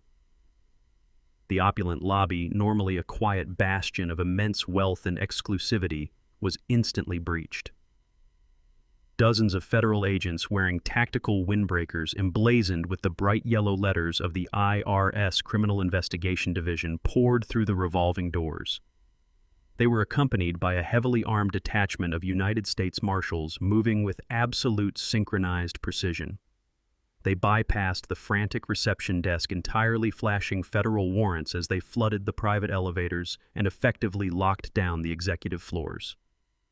On the 42nd floor, the tranquil morning routine of Charles's elite staff was violently interrupted. Agents swept rapidly through the polished corridors, their voices echoing loudly as they barked strict orders demanding that all employees immediately step away from their workstations and keep their hands visible.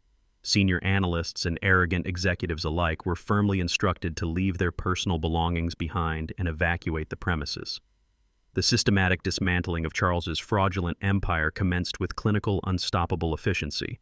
Specialized cyber forensics teams descended upon the glass-walled server rooms, swiftly severing all external network connections to prevent remote data purges. They physically pulled heavy server racks from their mounts, securing the firm's entire digital history. Other agents moved methodically from desk to desk, confiscating individual hard drives, sealing massive file cabinets with bright red, tamper-evident tape, and boxing up decades' worth of falsified financial records. The pristine corporate environment, built entirely on a crumbling foundation of systemic extortion and highly leveraged debt, was rapidly reduced to a sprawling federal crime scene. Employees muttered in sheer, unadulterated panic as they were herded toward the emergency exits, watching their highly lucrative careers evaporate before their very eyes. Heavily armed marshals stood unyielding guard at every access point, ensuring no digital or physical asset could be destroyed, altered, or smuggled out of the building. The raid was absolute and uncompromising, paralyzing the firm's entire operational capacity within minutes and sealing the financial tomb Charles had unwittingly dug for himself. Inside his sprawling corner office, completely insulated by thick soundproof glass, Charles remained entirely oblivious to the monumental chaos consuming the outer bullpen until his heavy mahogany double doors were thrown open. A lead IRS investigative agent flanked by two towering federal marshals marched directly into the luxurious space. Charles did not panic or surrender. He had spent his entire life bullying his way out of severe consequences, and he genuinely believed his aristocratic armor remained completely impenetrable. He stood up slowly from his leather executive chair, adjusting his tailored suit jacket with a look of extreme, highly offended indignation. He loudly demanded to know the meaning of this blatant federal intrusion, aggressively threatening to end the agent's career for trespassing on elite private corporate property. The agent remained completely unfazed by the theatrical display of wealth, calmly presenting the comprehensive search and seizure warrant. Charles scoffed loudly, attempting to project an unyielding aura of absolute untouchability. He walked over to his private wall safe, casually entering the combination, and withdrew a thick, pristine dossier. He confidently slammed the heavy folder onto his expansive mahogany desk, sliding it directly toward the federal agent. Charles declared with supreme, unearned arrogance that the federal agency was completely wasting its time investigating his legitimate firm. He explicitly stated that any and all financial irregularities, toxic liabilities, and illegal offshore transfers were the sole, undeniable responsibility of his incompetent son-in-law, Jordan. To completely cement his fabricated defense, Charles proudly presented a series of complex commercial loan agreements and massive asset transfer authorizations. These heavily doctored documents prominently bore my forged signature, seemingly proving without a doubt that my primary trust had legally underwritten the massive, failing commercial debts. Charles leaned heavily on his desk, offering a cold, condescending smile to the federal officers. He adamantly insisted that Jordan had aggressively manipulated his own wealthy father into financing these disastrous ventures, and that Charles's prestigious firm was merely an innocent third-party victim of their pathetic familial incompetence. He arrogantly ordered the federal agents to leave his office immediately and redirect their entire investigation toward Jordan, fully believing he had successfully transferred the entirety of his federal crimes onto a highly convenient scapegoat. The lead agent did not even bother to touch the forged dossier resting on the mahogany desk. He simply stared at Charles with a look of profound clinical pity, allowing the older man's arrogant smile to linger for just a fraction of a second before completely destroying his manufactured reality. The agent slowly reached into the inner pocket of his tactical jacket and withdrew a sealed, highly detailed digital forensics report, placing it directly on top of Charles's fraudulent paperwork. The agent spoke with a quiet, absolute finality that sucked all the oxygen out of the room. He informed Charles that the federal government was already fully aware of the forged signatures, having received an unedited, high-definition audio confession of his extortion plot from the Grand Crest Hotel just hours prior. But the true, inescapable, fatal blow lay within the pages of the new forensics report. The agent meticulously explained that my executive cybersecurity team had actively monitored the creation of the fraudulent loan documents in real time. They had comprehensively traced the precise digital footprint of the massive forgeries. The highly encrypted IP address used to meticulously fabricate my signature, authorize the toxic commercial loans, and illegally divert the initial federal capital did not originate from Jordan's personal devices or his corporate network. The digital ping traced directly, undeniably, and exclusively back to Charles's personal home network, specifically originating from the secure desktop computer located inside his private residential study. Charles's face instantly drained of all color, transforming into a pale, hollow mask of pure, unadulterated horror. The immaculate illusion of his elite corporate superiority shattered instantly into dust. He fully realized he had just voluntarily handed federal agents the definitive physical evidence that perfectly matched their absolute digital proof of his massive, premeditated fraud. He staggered backward, his legs giving out completely as his back heavily hit the floor-to-ceiling window overlooking the city he thought he owned. The lead agent did not offer another word of explanation or entertain any negotiations. He simply nodded to the two federal marshals flanking the doorway. The towering men closed the distance in 3 rapid, aggressive strides, seizing Charles roughly by his tailored arms and violently spinning him around. The sharp metallic sound of heavy steel handcuffs ratcheting tightly around his wrists echoed loudly through the luxurious office. Charles's desperate, breathless pleas for his high-priced attorney fell on entirely deaf ears as the marshals forcefully dragged the ruined aristocrat out of his corner office, permanently parading him in heavy chains through the very corporate hallways he once ruthlessly ruled. The Crystal Pavilion. The city's most exclusive event space glowed with an aggressive, blinding brilliance under the light of a dozen cascading chandeliers. Susan navigated the crowded ballroom with the predatory grace of a cornered animal wearing a designer evening gown. Completely insulated by her own arrogance, she remained entirely oblivious to the catastrophic reality unfolding across town. She did not know that her husband Charles was currently sitting in a federal holding cell, stripped of his bespoke suit and his freedom. She was equally unaware that her son-in-law Jordan was locked in an interrogation room, having surrendered his entire criminal conspiracy to the authorities. Ignorance was Susan's final fragile shield, and she wore it with a terrifyingly serene smile as she greeted the city's financial elite.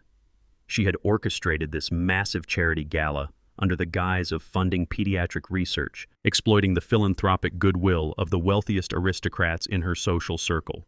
However, the meticulously designed donation portals and silent auction accounts did not lead to any charitable foundation. Susan had secretly routed every single payment gateway directly into a heavily disguised corporate shell account she entirely controlled. She fully intended to systematically drain the evening's proceeds the moment the gala concluded, using the stolen philanthropic funds to appease the violent loan sharks demanding $2 million by Friday night. She glided past towering floral arrangements and ice sculptures, lifting a flute of vintage champagne from a passing silver tray. She viewed the laughing, affluent guests surrounding her not as peers, but as gullible marks entirely funding her imminent financial salvation. Every clink of crystal glasses and every successful auction bid fueled her delusional sense of absolute superiority. She genuinely believed her masterful deception would single-handedly rescue her family from impending ruin, fully confident that she was the smartest, most untouchable person in the room. The extravagant facade of the charity gala was her masterpiece, a brilliant monument to her own ruthless ingenuity. She adjusted her diamond necklace, savoring the intoxicating rush of unearned victory, utterly blind to the monumental devastation racing toward her. Susan paused by the grand entrance, observing the valets parking a continuous stream of luxury vehicles. She mentally calculated the net worth of the attendees, feeling a surge of malicious pride. She had built this illusion from the ground up, manipulating the very fabric of high society to serve her desperate needs. The loan sharks would be paid, the mansion would be saved, and she would emerge entirely unscathed, leaving a trail of defrauded philanthropists in her wake. Across the city, in the serene, heavily guarded penthouse of the Grand Crest Hotel, Martha and I prepared for the evening in absolute tranquil silence. The frantic, desperate energy consuming Susan's hollow gala simply did not exist within our walls. Tonight required a specific physical transformation, a deliberate shedding of the humble facade we had maintained for decades. We were preparing to walk into a battlefield of high society, and we required the appropriate armor. I stood before the floor-to-ceiling mirror, methodically fastening the onyx cufflinks of my immaculate custom-tailored midnight blue tuxedo. The fabric fell perfectly, projecting an aura of quiet, unbreakable authority. I checked the alignment of my silk bow tie, my expression completely hardened by the absolute necessity of the impending confrontation. I turned to watch Martha emerge from the adjoining dressing room, and the breath caught briefly in my chest. She was breathtaking, embodying a profound, untouchable grace that no amount of stolen wealth could ever replicate. She wore a sweeping, bespoke emerald green evening gown that draped flawlessly over her elegant frame. The deep, rich color perfectly highlighted the authentic heirloom diamond necklace resting against her collarbone, the exact necklace Jordan had desperately attempted to fence just hours prior. Her silver hair was styled with immaculate precision, and her eyes held a steady, unyielding resolve. The cruel, dismissive woman who had slapped her and mocked her modest clothing would not recognize the regal matriarch standing before me. We were no longer the passive targets of their relentless extortion. We were the executioners of their financial doom. I stepped forward and gently took her hands, feeling the steady, calm pulse beneath her skin. She did not tremble, and she did not harbor any lingering grief for the fractured family we were about to finally dismantle. We shared a silent, profound understanding of the monumental task ahead. Tonight was not merely about exposing Susan's fraudulent charity or recovering stolen funds. It was about completely reclaiming our dignity in front of the very society that had systematically enabled their horrific abuse. We turned away from the mirror, our physical armor perfectly matching the impenetrable fortitude of our shared resolve. We were entirely ready to face the illusion. Our transformation was absolute, leaving no trace of the vulnerable victims they once believed us to be. Before we moved toward the penthouse exit, a crisp, polite knock resonated from the heavy oak double doors. I issued a quiet command, and my private security detail ushered Mr. Bradley into the grand living space. My lead attorney moved with his usual clinical efficiency, carrying a sleek leather portfolio tucked tightly under his arm. He bypassed the usual pleasantries immediately, unfastening the metallic clasp and withdrawing a thick, finalized legal contract. He placed the pristine document onto the polished mahogany desk, smoothing the pages with a practiced hand. I approached the desk, pulling a gold fountain pen from my inner jacket pocket. Mr. Bradley tapped a manicured finger against the primary signature line, confirming that the aggressive corporate acquisition had been executed flawlessly during the final hour of the business day. I leaned forward and meticulously reviewed the binding terms. I had not merely planned a public confrontation at the Crystal Pavilion. I had strategically purchased the ground beneath their feet. Through a heavily shielded, untraceable subsidiary of my primary trust, I had successfully executed a hostile buyout of the premier hospitality holding company that owned and operated the prestigious venue. The ink was dry and the massive capital transfer was completely finalized. I was now officially the sole proprietor of the building hosting Susan's fraudulent charity gala. I controlled the catering staff currently pouring her champagne. I commanded the private security personnel guarding the ballroom doors. I owned the very stage upon which she was currently standing. I signed my name with a smooth, decisive stroke, securing absolute, inescapable dominance over the entire evening. Mr. Bradley carefully retrieved the document, sliding it back into his secure portfolio with a deeply satisfied nod. He informed me that the venue's management team had already been briefed on the sudden change in ownership and were standing by, completely ready to execute my specific, unyielding directives. Susan believed she was operating within a safe, highly controlled environment where she dictated the rules of engagement. She was entirely unaware that she had locked herself inside a gilded cage owned by the very man she intended to destroy. I turned to Martha, offering my arm. She smiled, a brilliant expression of unshakable confidence, and smoothly linked her arm through mine. The trap was meticulously primed, the exits were securely sealed, and the final curtain was about to fall. The heavy gold-leafed doors of the Crystal Pavilion swung open, pushed by the very staff who now answered exclusively to my newly acquired holding company. Martha and I stepped onto the plush crimson carpet of the grand ballroom, instantly enveloped by the overwhelming sensory assault of Susan's fabricated philanthropic empire. A live orchestral quartet played a sweeping, extravagant waltz that aggressively clashed with the lethal tension radiating from our deliberate advance. The vaulted ceiling was adorned with thousands of cascading crystal prisms, casting a fragmented, blinding light over the sea of bespoke tuxedos and designer evening gowns. The city's financial elite mingled joyously, entirely ignorant of the fact that their generous donations were actively being funneled into a desperate criminal slush fund. Martha walked beside me with absolute untouchable grace. Her emerald green gown flowed seamlessly with every step, the reclaimed heirloom diamond necklace catching the chandelier light and broadcasting her undeniable victory. We moved through the crowded perimeter with the synchronized precision of an incoming storm. The atmosphere shifted palpably as we advanced. Conversations halted mid-sentence. Crystal champagne flutes paused halfway to smiling lips. The wealthy aristocrats, recognizing the sudden terrifying shift in the room's power dynamic, instinctively parted to clear a wide path for us. They did not know the specifics of the impending destruction, but the sheer gravity of our physical presence commanded absolute deference. We did not pause to greet the confused dignitaries or acknowledge the murmurs rippling through the affluent crowd. We were a surgical strike moving directly toward the center of the deception.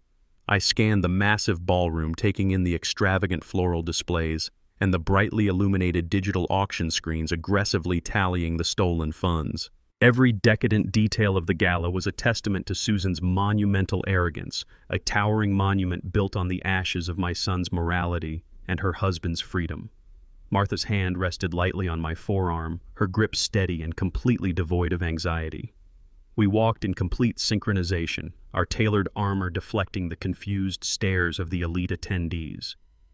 The grand waltz reached a soaring crescendo, masking the heavy, measured sound of our footsteps against the polished hardwood dance floor. The crowd continued to split before us, creating a direct, unobstructed corridor straight to the raised VIP platform, where the architect of this massive fraud stood, reveling in her temporary glory. Susan stood at the very edge of the elevated VIP platform, her manicured fingers tightly gripping a delicate crystal champagne flute. She was in the middle of a boisterous, self-congratulatory laugh with a prominent city alderman when her gaze finally swept across the parting crowd and locked onto us. The manufactured joy instantly drained from her heavily contoured face, replaced by a violent, rapidly escalating fury. Her eyes widened as they fixated on the heirloom diamond necklace resting flawlessly against Martha's collarbone, the exact jewelry she believed Jordan had successfully liquidated to save her estate. The impossible reality of our presence shattered her meticulously crafted illusion of total control. Susan slammed her crystal flute onto a passing waiter's silver tray with enough force to shatter the stem. She completely abandoned her sophisticated country club persona, her face twisting into an ugly, desperate mask of pure rage. She marched aggressively to the edge of the velvet-roped platform, her designer gown violently swishing around her ankles. She pointed a sharply manicured finger directly at my chest, her voice rising to a shrill, hysterical pitch that easily pierced through the classical music. She demanded to know how we had bypassed the front desk, loudly branding us as pathetic intruders crashing an exclusive high society charity event. Without waiting for a response, Susan frantically pivoted toward the perimeter of the ballroom, aggressively signaling the venue's private security detail. She waved her arms with manic urgency, ordering the towering men in dark suits to immediately converge on our location. She screamed at the top of her lungs, explicitly declaring that we were trespassing on her privately rented property and actively threatening the safety of her philanthropic guests. She demanded that the guards physically drag us out of the pavilion and throw us onto the street, promising severe legal retaliation if they hesitated for even a single second. The surrounding elite guests backed away in profound shock, thoroughly scandalized by the host's sudden, unhinged public meltdown. Susan continued to shriek her desperate commands, completely convinced that her rented authority remained absolute. She leaned over the velvet ropes, her face flushed red with exertion and panic, promising Martha that she would have her arrested for wearing stolen property. Susan was fighting wildly to maintain her crumbling fortress, entirely unaware that the security forces she was desperately commanding no longer answered to her frantic, illegitimate demands. The towering security contractors mobilized instantly, their heavy tactical boots thundering across the polished ballroom floor in flawless unison. Susan stood tall, a cruel, triumphant smirk briefly flashing across her panicked face as the guards closed the distance. She fully expected them to seize my arms and violently execute her aggressive eviction orders. Instead, the unified wall of dark suits completely bypassed Martha and me. The security team marched directly up the stairs of the VIP platform and formed a tight, impenetrable perimeter exclusively around Susan. Her triumphant smile vanished instantly, replaced by sheer, uncomprehending horror. She wildly demanded to know what they were doing, ordering them to step back and redirect their force toward the actual intruders. The guards remained perfectly silent, completely ignoring her frantic shrieks, their stoic expressions reflecting absolute obedience to their true employer. Before Susan could attempt to physically shove her way through the human barricade, the soaring classical waltz was abruptly severed. A harsh electronic screech of microphone feedback echoed violently through the venue's massive acoustic array, instantly plunging the crowded ballroom into a deafening, terrified silence. The Crystal Pavilion's senior manager strode purposefully onto the main presentation stage, stepping directly into the blinding spotlight intended for Susan's upcoming keynote address. He held a wireless microphone with a firm, unyielding grip, his face radiating grave, uncompromising authority. He looked out over the sea of shocked, affluent faces and completely dismantled the entire evening. The manager announced that the charity gala was officially and permanently suspended, effective immediately by direct order of the venue's new ownership group. He explicitly informed the horrified donors that a severe, deeply entrenched financial fraud had just been uncovered regarding the event's payment gateways. He instructed all guests to immediately contact their financial institutions to reverse their philanthropic transfers publicly, confirming that the designated accounts were entirely fraudulent and completely unassociated with any registered pediatric research foundation. The collective gasp of 100 defrauded millionaires sucked the remaining oxygen from the grand ballroom. Susan staggered backward on the platform, physically hitting the broad chest of a security guard as her knees gave out. She looked wildly from the manager on the stage to the furious crowd and finally to where I stood perfectly still beside Martha. The absolute totality of her destruction was broadcast live to the entire city. the trap had mercilessly crushed its final victim. I released Martha's arm, offering her a reassuring nod before stepping away from our vantage point on the ballroom floor. The crowd of horrified aristocrats instinctively parted further, creating a seamless walkway to the elevated presentation stage. I ascended the carpeted stairs with measured, deliberate steps, my midnight blue tuxedo absorbing the harsh glare of the venue's spotlights. The senior manager immediately stepped aside respectfully, handing me the wireless microphone before retreating into the shadows. I stood at the center of the platform looking down at the sea of pale, terrified faces. I did not raise my voice. I did not need to. When I spoke, my words carried a chilling, inescapable clarity that commanded the absolute attention of every single billionaire socialite and politician in the room. I formally introduced myself as William, the new sole proprietor of the Crystal Pavilion and the father-in-law of the woman currently trembling below the stage. I informed the elite gathering that they had been deliberately summoned tonight under the guise of pediatric philanthropy, their genuine generosity weaponized to fund a desperate criminal enterprise. I explained with clinical precision how the meticulously designed donation portals and silent auction QR codes did not link to any registered charity. Instead, every exorbitant bid and heartfelt financial contribution was being actively routed into a heavily encrypted corporate shell account. I let the reality of their compromised wealth sink in, watching the initial shock rapidly curdle into profound aristocratic outrage. I detailed how the host of this extravagant gala intended to systematically drain the evening's proceeds the moment the final champagne flute was emptied. The stolen philanthropic funds were entirely earmarked to appease a violent syndicate of underground loan sharks to whom her husband owed $2 million. Murmurs of sheer revulsion rippled through the crowd. Men tightened their jaws and women clutched their evening bags, realizing they had been utilized as unwitting pawns in a pathetic extortion scheme. I maintained direct eye contact with the audience, my voice remaining an unwavering instrument of absolute truth. I assured them that my private financial team had already intercepted the payment gateways, fully securing their capital and initiating immediate automated refunds to their respective institutions. The collective sigh of relief was palpable, instantly followed by a unified, venomous glare directed entirely at Susan. The sheer weight of the accusations hung heavily in the stagnant air of the ballroom, but I knew that high society required undeniable visual confirmation before entirely executing one of their own. I turned slightly and offered a sharp upward nod toward the elevated audio-visual booth at the back of the venue. The technician, fully briefed and operating under my direct employment, immediately executed the sequence. The massive high-definition projector screens flanking the main stage violently flickered. The heartwarming fabricated logos of the fictitious Pediatric Foundation vanished instantly. In their place, a series of stark, undeniable financial documents materialized, illuminating the dim room with the harsh glow of absolute guilt. The screens displayed the highly confidential offshore bank statements registered to Susan's covert shell corporation. I narrated the digital trail step by step, utilizing a laser pointer to highlight the routing numbers perfectly matching the donation portals printed on their elegant table centerpieces. The crowd gasped collectively as the evidence magnified. Next, the technician cycled the display to reveal the toxic, high-interest promissory notes Charles had desperately signed with the underground lenders. The brutal, extortionate terms and the looming Friday deadline were broadcast in massive, undeniable text for the entire city's financial elite to read. I methodically explained how Charles's commercial real estate firm was currently being dismantled by federal marshals and IRS investigators at this exact moment, completely obliterating any remaining shred of their manufactured prestige. Finally, the screens shifted to display the wire transfer records Amanda had initiated earlier that afternoon, explicitly demonstrating how the family was actively cannibalizing each other in a frantic bid for survival. The visual narrative was a masterpiece of total exposure, laying bare a systemic generational rot.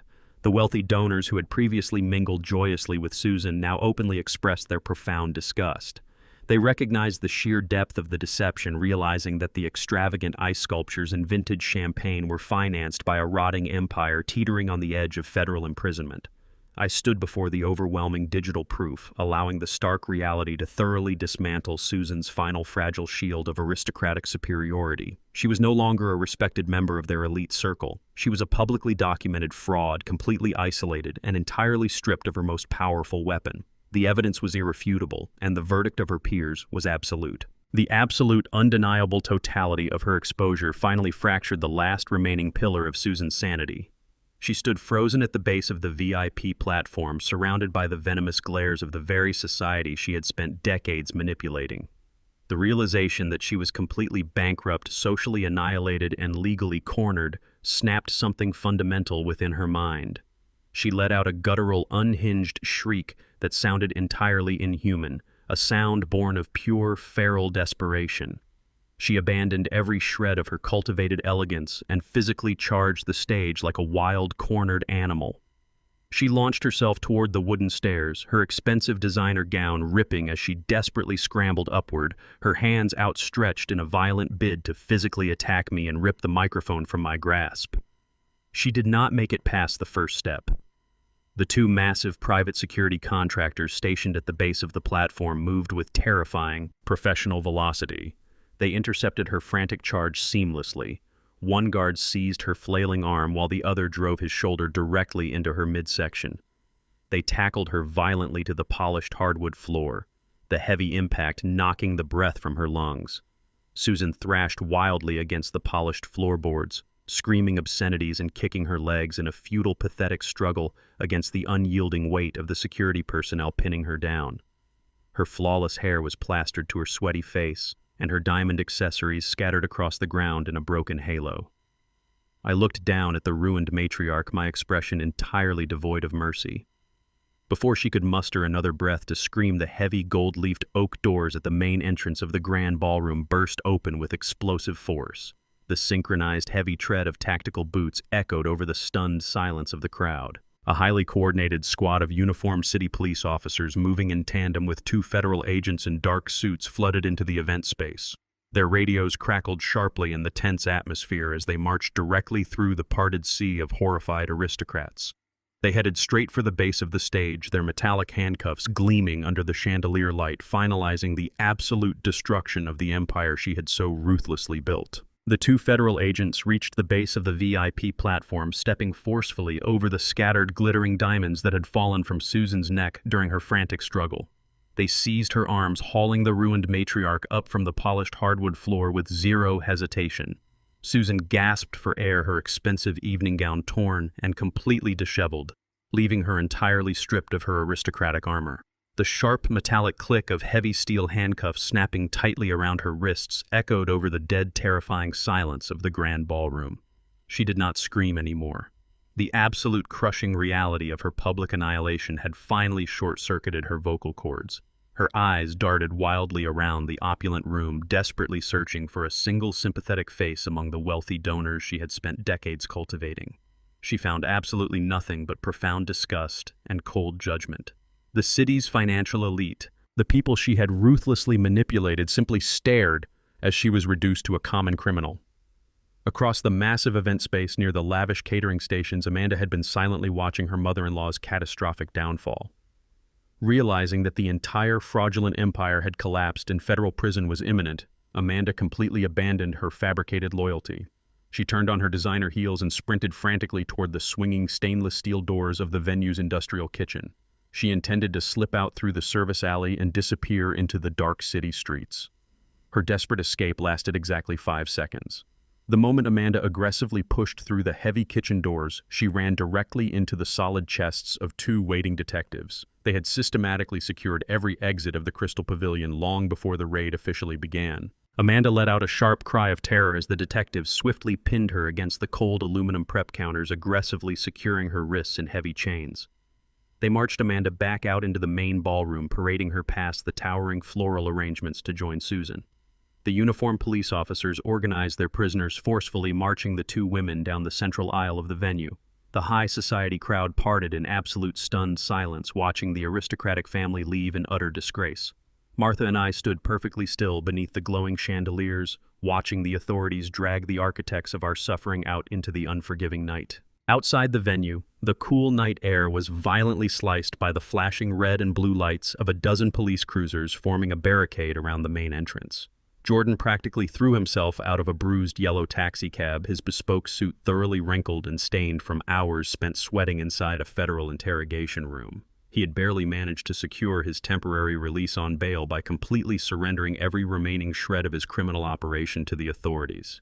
He arrived at the Crystal Pavilion fueled by pure, blinding desperation. He genuinely believed that Susan had successfully pulled off her fraudulent charity gala. His only remaining survival strategy was to intercept his mother-in-law, seize the stolen philanthropic funds, and flee the jurisdiction before the federal marshals finalized their indictments. He sprinted toward the grand entrance, his heart hammering violently against his ribs, completely unprepared for the absolute devastation waiting for him. Jordan stopped dead in his tracks on the illuminated marble steps. The heavy glass doors swung open, and he watched in sheer, unadulterated horror as a squad of uniformed police officers shoved Susan and Amanda into the back of separate federal transport vehicles. His wife was openly weeping, her makeup entirely ruined, while Susan stared blankly ahead, completely hollowed out by her total defeat. Jordan stumbled backward, his breath catching in his throat, as the realization of his absolute ruin crashed down upon him. The holding company was gone. His assets were entirely frozen. His underground lenders were actively hunting him, and his remaining family was currently locked in federal chains. He spun around wildly, frantically searching for any possible lifeline, any remaining fraction of hope to grasp. His terrified gaze swept up the grand staircase and instantly locked onto the entrance of the Crystal Pavilion. Martha and I stood perfectly silhouetted against the bright cascading light of the ballroom chandeliers. We projected absolute untouchable authority, our posture completely devoid of any remaining affection. Jordan's legs gave out entirely. The sheer gravity of his monumental failure crushed him. He collapsed onto the cold marble pavement, falling forcefully to his knees directly in front of us. He stared up at the parents he had so ruthlessly abused, his face twisted into a pathetic mask of genuine, unadulterated terror as the police sirens wailed into the night. Jordan remained on his knees on the slick marble steps, desperately clutching the perfectly tailored fabric of my midnight blue trousers. Tears of pure cowardice streamed down his face, a pathetic display of a man entirely stripped of his unearned arrogance. He launched into a frantic, hysterical plea for salvation. He begged for my forgiveness, his voice cracking as he spun a complex web of cowardly excuses. He shamelessly blamed his entire criminal enterprise on Charles's toxic influence, swearing that he was merely a victim of immense familial pressure and aggressive financial manipulation. He cried out to me desperately, invoking childhood memories and attempting to manipulate the paternal bond he had spent the last 2 years actively destroying. He begged me to deploy my vast legal resources, pleading with me to pay off the violent loan sharks currently hunting him and to hire an elite defense team to block his impending federal imprisonment. He swore he would change, promising absolute loyalty and total submission if I would just save him from the monstrous consequences of his own actions. Martha stood beside me, an immaculate monument of solid granite. She did not offer a single word of comfort, nor did she flinch at the sight of her only son groveling in the dirt. I stared down at the weeping man, my eyes completely devoid of any paternal warmth. The unconditional love I had harbored for him had been systematically eradicated, replaced by a profound clinical detachment. I did not raise my voice, but I spoke with a lethal, unyielding authority that instantly silenced his frantic sobbing. I informed Jordan that his pathetic attempts at manipulation were entirely useless against a fortress he had personally burned to the ground. I pulled my leg back smoothly, forcing him to release his desperate grip on my suit. I looked him directly in his terrified eyes, delivering the absolute final truth of his shattered existence. I told him that he had buried his father the very night he chose greed over honor, the very night he allowed his wife to make his mother cry in front of the entire city. I explicitly stated that the man standing before him was no longer his father. I am just the man collecting the debt. The morning sun cast long, harsh shadows across the sprawling, meticulously manicured lawns of Jordan and Amanda's heavily mortgaged estate. Less than 12 hours had passed since the catastrophic collapse at the Crystal Pavilion, but the severe financial repercussions were already manifesting with brutal mechanical efficiency. A fleet of heavy industrial moving trucks rumbled up the winding cobblestone driveway, their air brakes hissing loudly as they parked in front of the towering faux marble columns. Dozens of repossession agents and Stern Bank representatives stepped out of the vehicles carrying thick clipboards and federal seizure mandates. The extravagant illusion of Jordan's wealth was about to be physically dismantled piece by stolen piece. The bank officials wasted absolutely no time observing the pleasantries of high society. They efficiently breached the heavy mahogany front doors fanning out across the cavernous foyer with ruthless precision. Professional art handlers wearing white cotton gloves began stripping the walls of the expensive, highly leveraged contemporary paintings Amanda had purchased to project an air of sophisticated aristocracy. Every single item of value was systematically cataloged, tagged with bright red inventory stickers, and physically removed from the premises. The towering crystal chandeliers, the imported Italian leather sofas, and the massive grand piano were loaded onto the idling trucks, leaving behind pale rectangular outlines on the custom silk wallpaper. Outside in the pristine circular driveway, a specialized automotive recovery team converged on Jordan's prized collection of luxury European sports cars. Tow truck operators swiftly attached heavy steel cables to the undercarriages of the vehicles, violently dragging the sleek machines onto flatbed trailers. The deafening screech of dragging tires echoed through the exclusive neighborhood, drawing the fascinated, horrified stares of affluent neighbors who had once attended the couple's lavish dinner parties. The neighbors now watched from behind their silk curtains as the inescapable reality of federal asset forfeiture swallowed the estate whole. The repossession agents moved through the master suite, seizing designer wardrobes, heavy jewelry boxes, and bespoke watches, packing the items into sterile plastic evidence bins. Within a matter of hours, the grand mansion was completely gutted, transformed from a monument of immense arrogance into a cavernous, echoing shell of failure.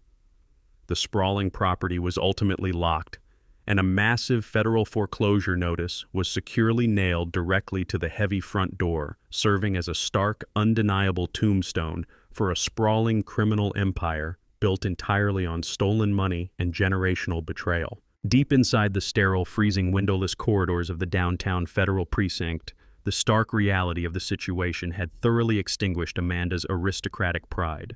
She sat rigidly at a scarred metal table inside a cold interrogation room, the harsh fluorescent lights exposing the exhausted, terrified lines of her face. The designer evening gown she had proudly worn to the charity gala was now stained and wrinkled, a pathetic reminder of the life she had permanently lost. Two seasoned federal prosecutors sat directly across from her, laying out a massive, intimidating stack of wire transfer logs, offshore bank statements, and the forged commercial loan documents. They informed her with clinical detachment that she was facing decades in a maximum security federal prison for conspiracy, wire fraud, and grand larceny. Amanda did not hesitate to activate her final ruthless survival instinct. The moment the prosecutors offered the possibility of a reduced sentence in exchange for complete cooperation, she completely abandoned her husband and her father. Without a single shred of remorse or familial loyalty, Amanda immediately turned state's evidence. She leaned forward, her voice trembling not from guilt, but from a desperate, calculated eagerness to save herself at any cost. She demanded a pen and aggressively began to narrate the entire extortion plot. She meticulously detailed how Charles had originated the fraudulent commercial loans, providing the federal agents with exact dates, hidden account numbers, and the specific names of his underground lenders. She then ruthlessly dismantled Jordan's involvement, thoroughly exposing how her husband had knowingly orchestrated the systematic theft of the family trust to cover his toxic liabilities. Amanda signed her name to a comprehensive 60-page sworn confession, explicitly shifting the absolute entirety of the legal blame onto the two men she had previously conspired with. She portrayed herself as a manipulated pawn, a frightened woman, forced to execute illegal wire transfers under the severe threatening coercion of her father and her husband. The federal prosecutors simply exchanged a knowing glance, perfectly aware of her profound hypocrisy, yet completely satisfied with the ironclad testimony she was eagerly providing. By signing the devastating confession, Amanda had successfully secured a significantly reduced sentence for herself, while single-handedly guaranteeing that Charles and Jordan would spend the rest of their natural lives rotting inside a federal penitentiary. Her ultimate betrayal was absolute severing the final rotting threads of their twisted family dynamic. Far away from the chaotic federal precinct and the gutted remains of the luxury estate, a profound restorative peace settled over our original, perfectly maintained, modest family home. Martha and I stood together on the familiar wooden porch, the gentle morning breeze rustling through the old oak trees we had planted decades ago. A sleek black sedan pulled quietly into the driveway, its tires crunching softly against the gravel. Mr. Bradley stepped out of the vehicle, his tailored suit perfectly pressed despite the long, relentless night of legal maneuvering. He walked up the stone pathway holding a slim, leather-bound portfolio, his face radiating a deep, genuine satisfaction. He ascended the porch steps and greeted us with a respectful bow, immediately opening the portfolio to reveal a stack of pristine, officially stamped legal documents. He did not waste time with unnecessary prolonged pleasantries, fully aware of the monumental significance of this specific victory. Mr. Bradley carefully extracted the topmost document and handed it directly to me. He announced with absolute clarity that the fraudulent deed Charles had maliciously filed to steal our property had been entirely and legally reversed by the state Supreme Court. The corrupt transfer was nullified, permanently expunged from the official county records as a direct consequence of the overwhelming federal evidence we had provided. He then handed me the newly drafted ironclad property deed, which was heavily fortified with unbreakable legal trusts and irrevocable safeguards. The new documentation ensured that no external entity, manipulative relative, or predatory lender could ever lay claim to the land we had spent our entire lives building. I held the heavy parchment in my hands, feeling the profound weight of reclaimed sovereignty. The house was entirely secure, permanently shielded from the toxic greed that had nearly destroyed us. Mr. Bradley offered a final respectful nod, confirming that our financial assets were fully protected and the offensive legal campaign was a complete, unmitigated success. As the attorney returned to his vehicle and drove away, Martha stepped closer, resting her hand gently against my shoulder. We stood together in the quiet morning light, looking out over the peaceful yard. The storm had finally passed, the predators had been entirely eradicated, and the rightful order of our lives had been permanently restored. We had successfully defended our sanctuary, emerging from the brutal conflict stronger and completely untouchable. 6 months of brutal federal processing completely erased the manufactured glamour of the once untouchable family. The heavy oak paneling of the federal courthouse provided a stark, unforgiving backdrop to their absolute ruin. Jordan stood before the elevated mahogany bench, his posture entirely defeated. The tailored Italian suits he once wore like armor had been replaced by a stiff, oversized khaki prison jumpsuit. The bright fluorescent lights exposed the deep, exhausted lines carved into his pale face, making the 35-year-old man look easily 2 decades older. He stared blankly at the polished wooden table, his shoulders slumped under the crushing weight of his impending doom.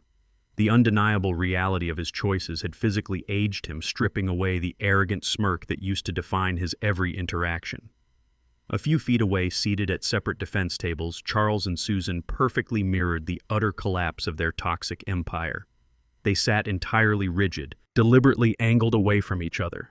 The suffocating tension between them was palpable, a silent war of mutual hatred and redirected blame. Susan stared directly ahead, her face hollowed out and completely devoid of the expensive cosmetics and diamond accessories she once used to command high society. Her hands clasped tightly in her lap were completely bare. Charles sat heavily in his wooden chair, his aristocratic posture shattered into a million irreparable pieces. The towering, intimidating patriarch had been reduced to a fragile, broken old man awaiting his final judgment.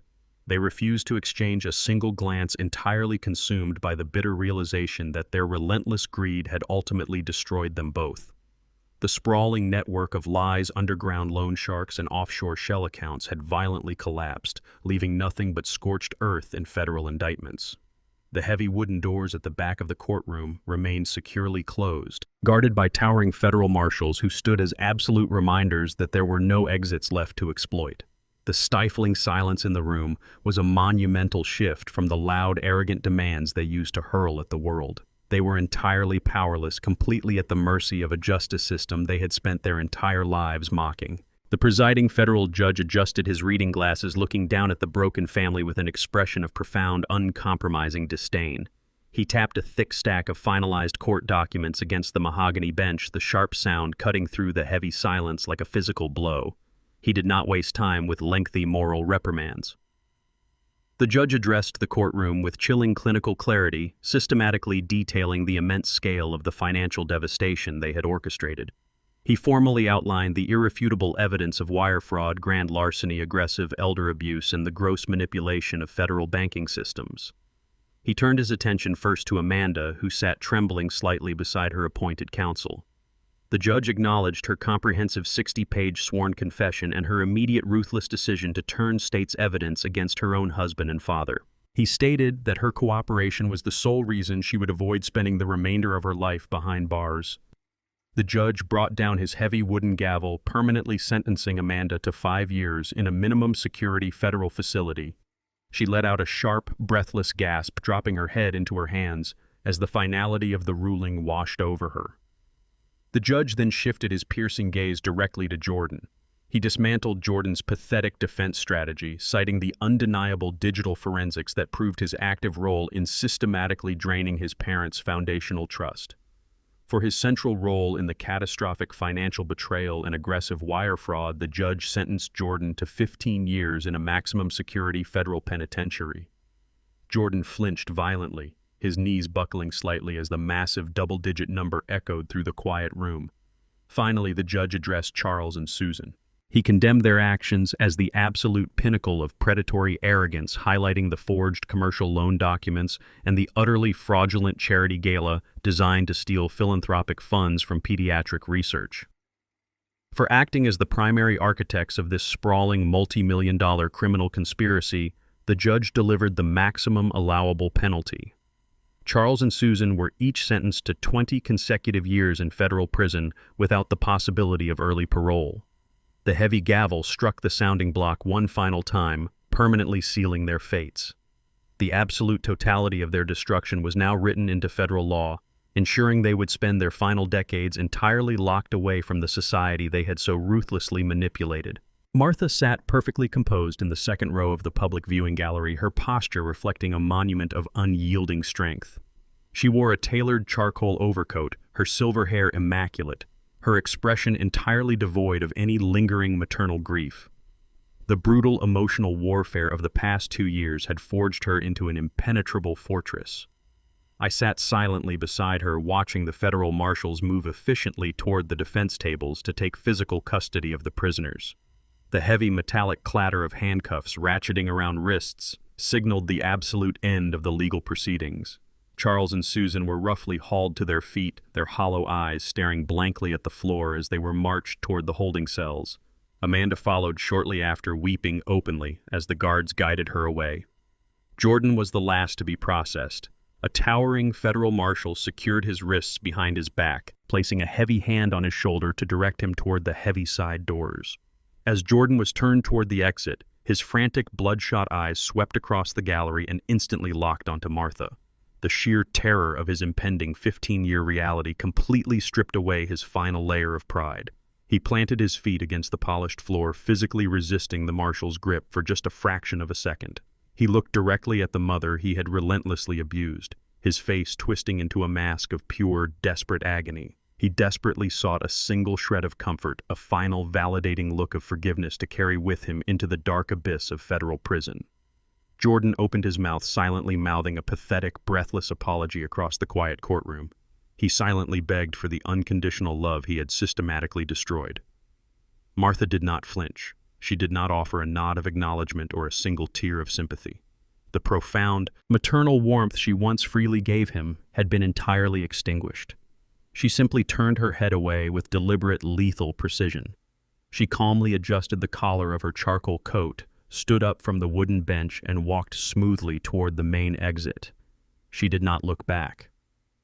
The heavy oak doors of the courtroom swung shut behind her, entirely severing her connection to the prisoner before he could even finish forming the silent word on his lips. The heavy oak door of our home closed with a definitive, satisfying thud. The harsh, sterile glare of the federal courthouse was miles behind us, permanently replaced by the quiet familiarity of our own foyer. But the physical space still bore the ugly scars of Jordan and Amanda's toxic occupation. During their brief, arrogant reign, they had aggressively plastered over the genuine soul of this house. They had installed garish mirrored accent walls and cold imported faux marble tiles right over the original hand-laid oak flooring. It was a pathetic, desperate attempt to mimic the soulless, sterile luxury of Charles's ruined estate. Martha and I did not waste a single day living within their manufactured, superficial aesthetic. By 9 o'clock the following morning, a crew of trusted local contractors arrived in my driveway. I handed the foreman a heavy sledgehammer and issued a single uncompromising directive to tear it all down to the studs. The subsequent demolition was loud, dusty, and profoundly therapeutic. Martha and I stood in the main doorway drinking strong black coffee, watching the workers systematically smash the mirrored walls into thousands of jagged, ruined shards. We watched them pry up the cold, ostentatious tiles, tearing away the cheap industrial adhesives to finally expose the solid, rich oak planks beneath. The house seemed to breathe a massive, echoing sigh of relief as the suffocating layers of manufactured wealth were violently stripped away. The contractors worked relentlessly for 3 consecutive days, hauling out massive industrial dumpsters completely overflowing with the shattered remnants of Jordan's fragile ego. Once the structural canvas was completely cleared, we began the meticulous process of authentic restoration. We brought back the warm, earthy tones that had originally defined our sanctuary. We fully restored the exposed brick fireplace, polished the original woodwork until it gleamed with authentic history, and arranged our sturdy, meaningful furniture exactly where it belonged. The sterile, aggressive chill that had permeated the rooms was entirely banished. In its place, the house radiated a deep, unshakable warmth. It was no longer just a physical structure. It was a highly fortified monument to our absolute survival. Every polished floorboard and every sunlit window stood as a definitive rejection of their unchecked greed. We had physically and metaphorically purged the poison from our home, ensuring that not a single trace of their pathetic arrogance remained within our walls. The physical restoration of our home was merely the prelude to my final financial directive. The following Tuesday, Mr. Bradley arrived at our freshly painted front porch. He carried a heavy reinforced leather briefcase containing the absolute culmination of our 2-year battle. We sat together at the sturdy oak dining table surrounded by the quiet hum of a house finally at peace. He withdrew a towering stack of legal parchment, laying the intricately prepared contracts across the polished wood. The massive sums of capital we had aggressively reclaimed from the liquidated holding company, the seized offshore accounts, and the total dissolution of Charles's fraudulent empire were now sitting securely within my primary trust. I had absolutely zero intention of hoarding this weaponized wealth. Instead, I instructed Mr. Bradley to engineer a comprehensive, irrevocable educational foundation. I uncapped my gold fountain pen and began signing the dense legal documents with smooth, deliberate strokes. I was officially establishing a massive endowment funded by over $30 million in reclaimed capital. The trust was structured with ironclad stipulations designed explicitly to provide full-ride comprehensive collegiate scholarships for underprivileged African American students across our city. While Susan had shamelessly fabricated a pediatric charity to violently extort her wealthy peers, Martha and I chose to quietly construct a genuine lifeline for the next generation. This massive financial apparatus would completely cover tuition, housing, and living expenses for brilliant young minds who lacked the resources to escape their own systemic disadvantages. The money that Charles, Susan, and Jordan had ruthlessly stolen to fund their pathetic illusions of grandeur would now permanently fund the futures of hundreds of future doctors, engineers, and civic leaders. Mr. Bradley collected the signed pages, his professional demeanor softening into a look of profound, genuine respect. He meticulously organized the folders, securing the clasps of his briefcase with a sharp metallic click. He stood up from the table, offering a firm handshake, officially acknowledging that the toxic wealth had been thoroughly sanitized and repurposed into a monumental instrument of permanent good. The legacy of our family would not be defined by the temporary suffering inflicted upon us, but by the unstoppable wave of opportunity we had just unleashed. I walked the attorney to the door, watching his sleek sedan pull away, completely satisfied that the stolen millions had finally found a righteous, enduring purpose. Evening fell over the city, painting the sky in deep strokes of indigo and burnt orange. The heavy, chaotic noise of the past 2 years had finally faded into a profound, unbroken silence. Martha and I stepped out onto our restored wooden porch, settling comfortably into our old rocking chairs. The crisp, cool evening air carried the faint, familiar scent of pine and impending autumn. I held a steaming mug of black tea in one hand, feeling the solid, comforting heat radiating through the smooth ceramic. Martha sat quietly beside me, her posture relaxed, her face beautifully, illuminated by the soft, golden light spilling from our living room windows. The frantic, desperate race for unearned power and toxic prestige felt like a distant, entirely irrelevant nightmare. I reached out across the small space between our chairs and gently took her hand, her fingers intertwined perfectly with mine, a silent testament to the unbreakable foundation of our 40-year marriage. We had survived the ultimate betrayal, completely dismantling an empire of lies without ever sacrificing our own morality. As we sat together in the deepening twilight, the absolute truth of our journey became crystalline. The massive bank accounts, the sprawling luxury estates, and the designer armor meant absolutely nothing when built upon a crumbling foundation of deceit.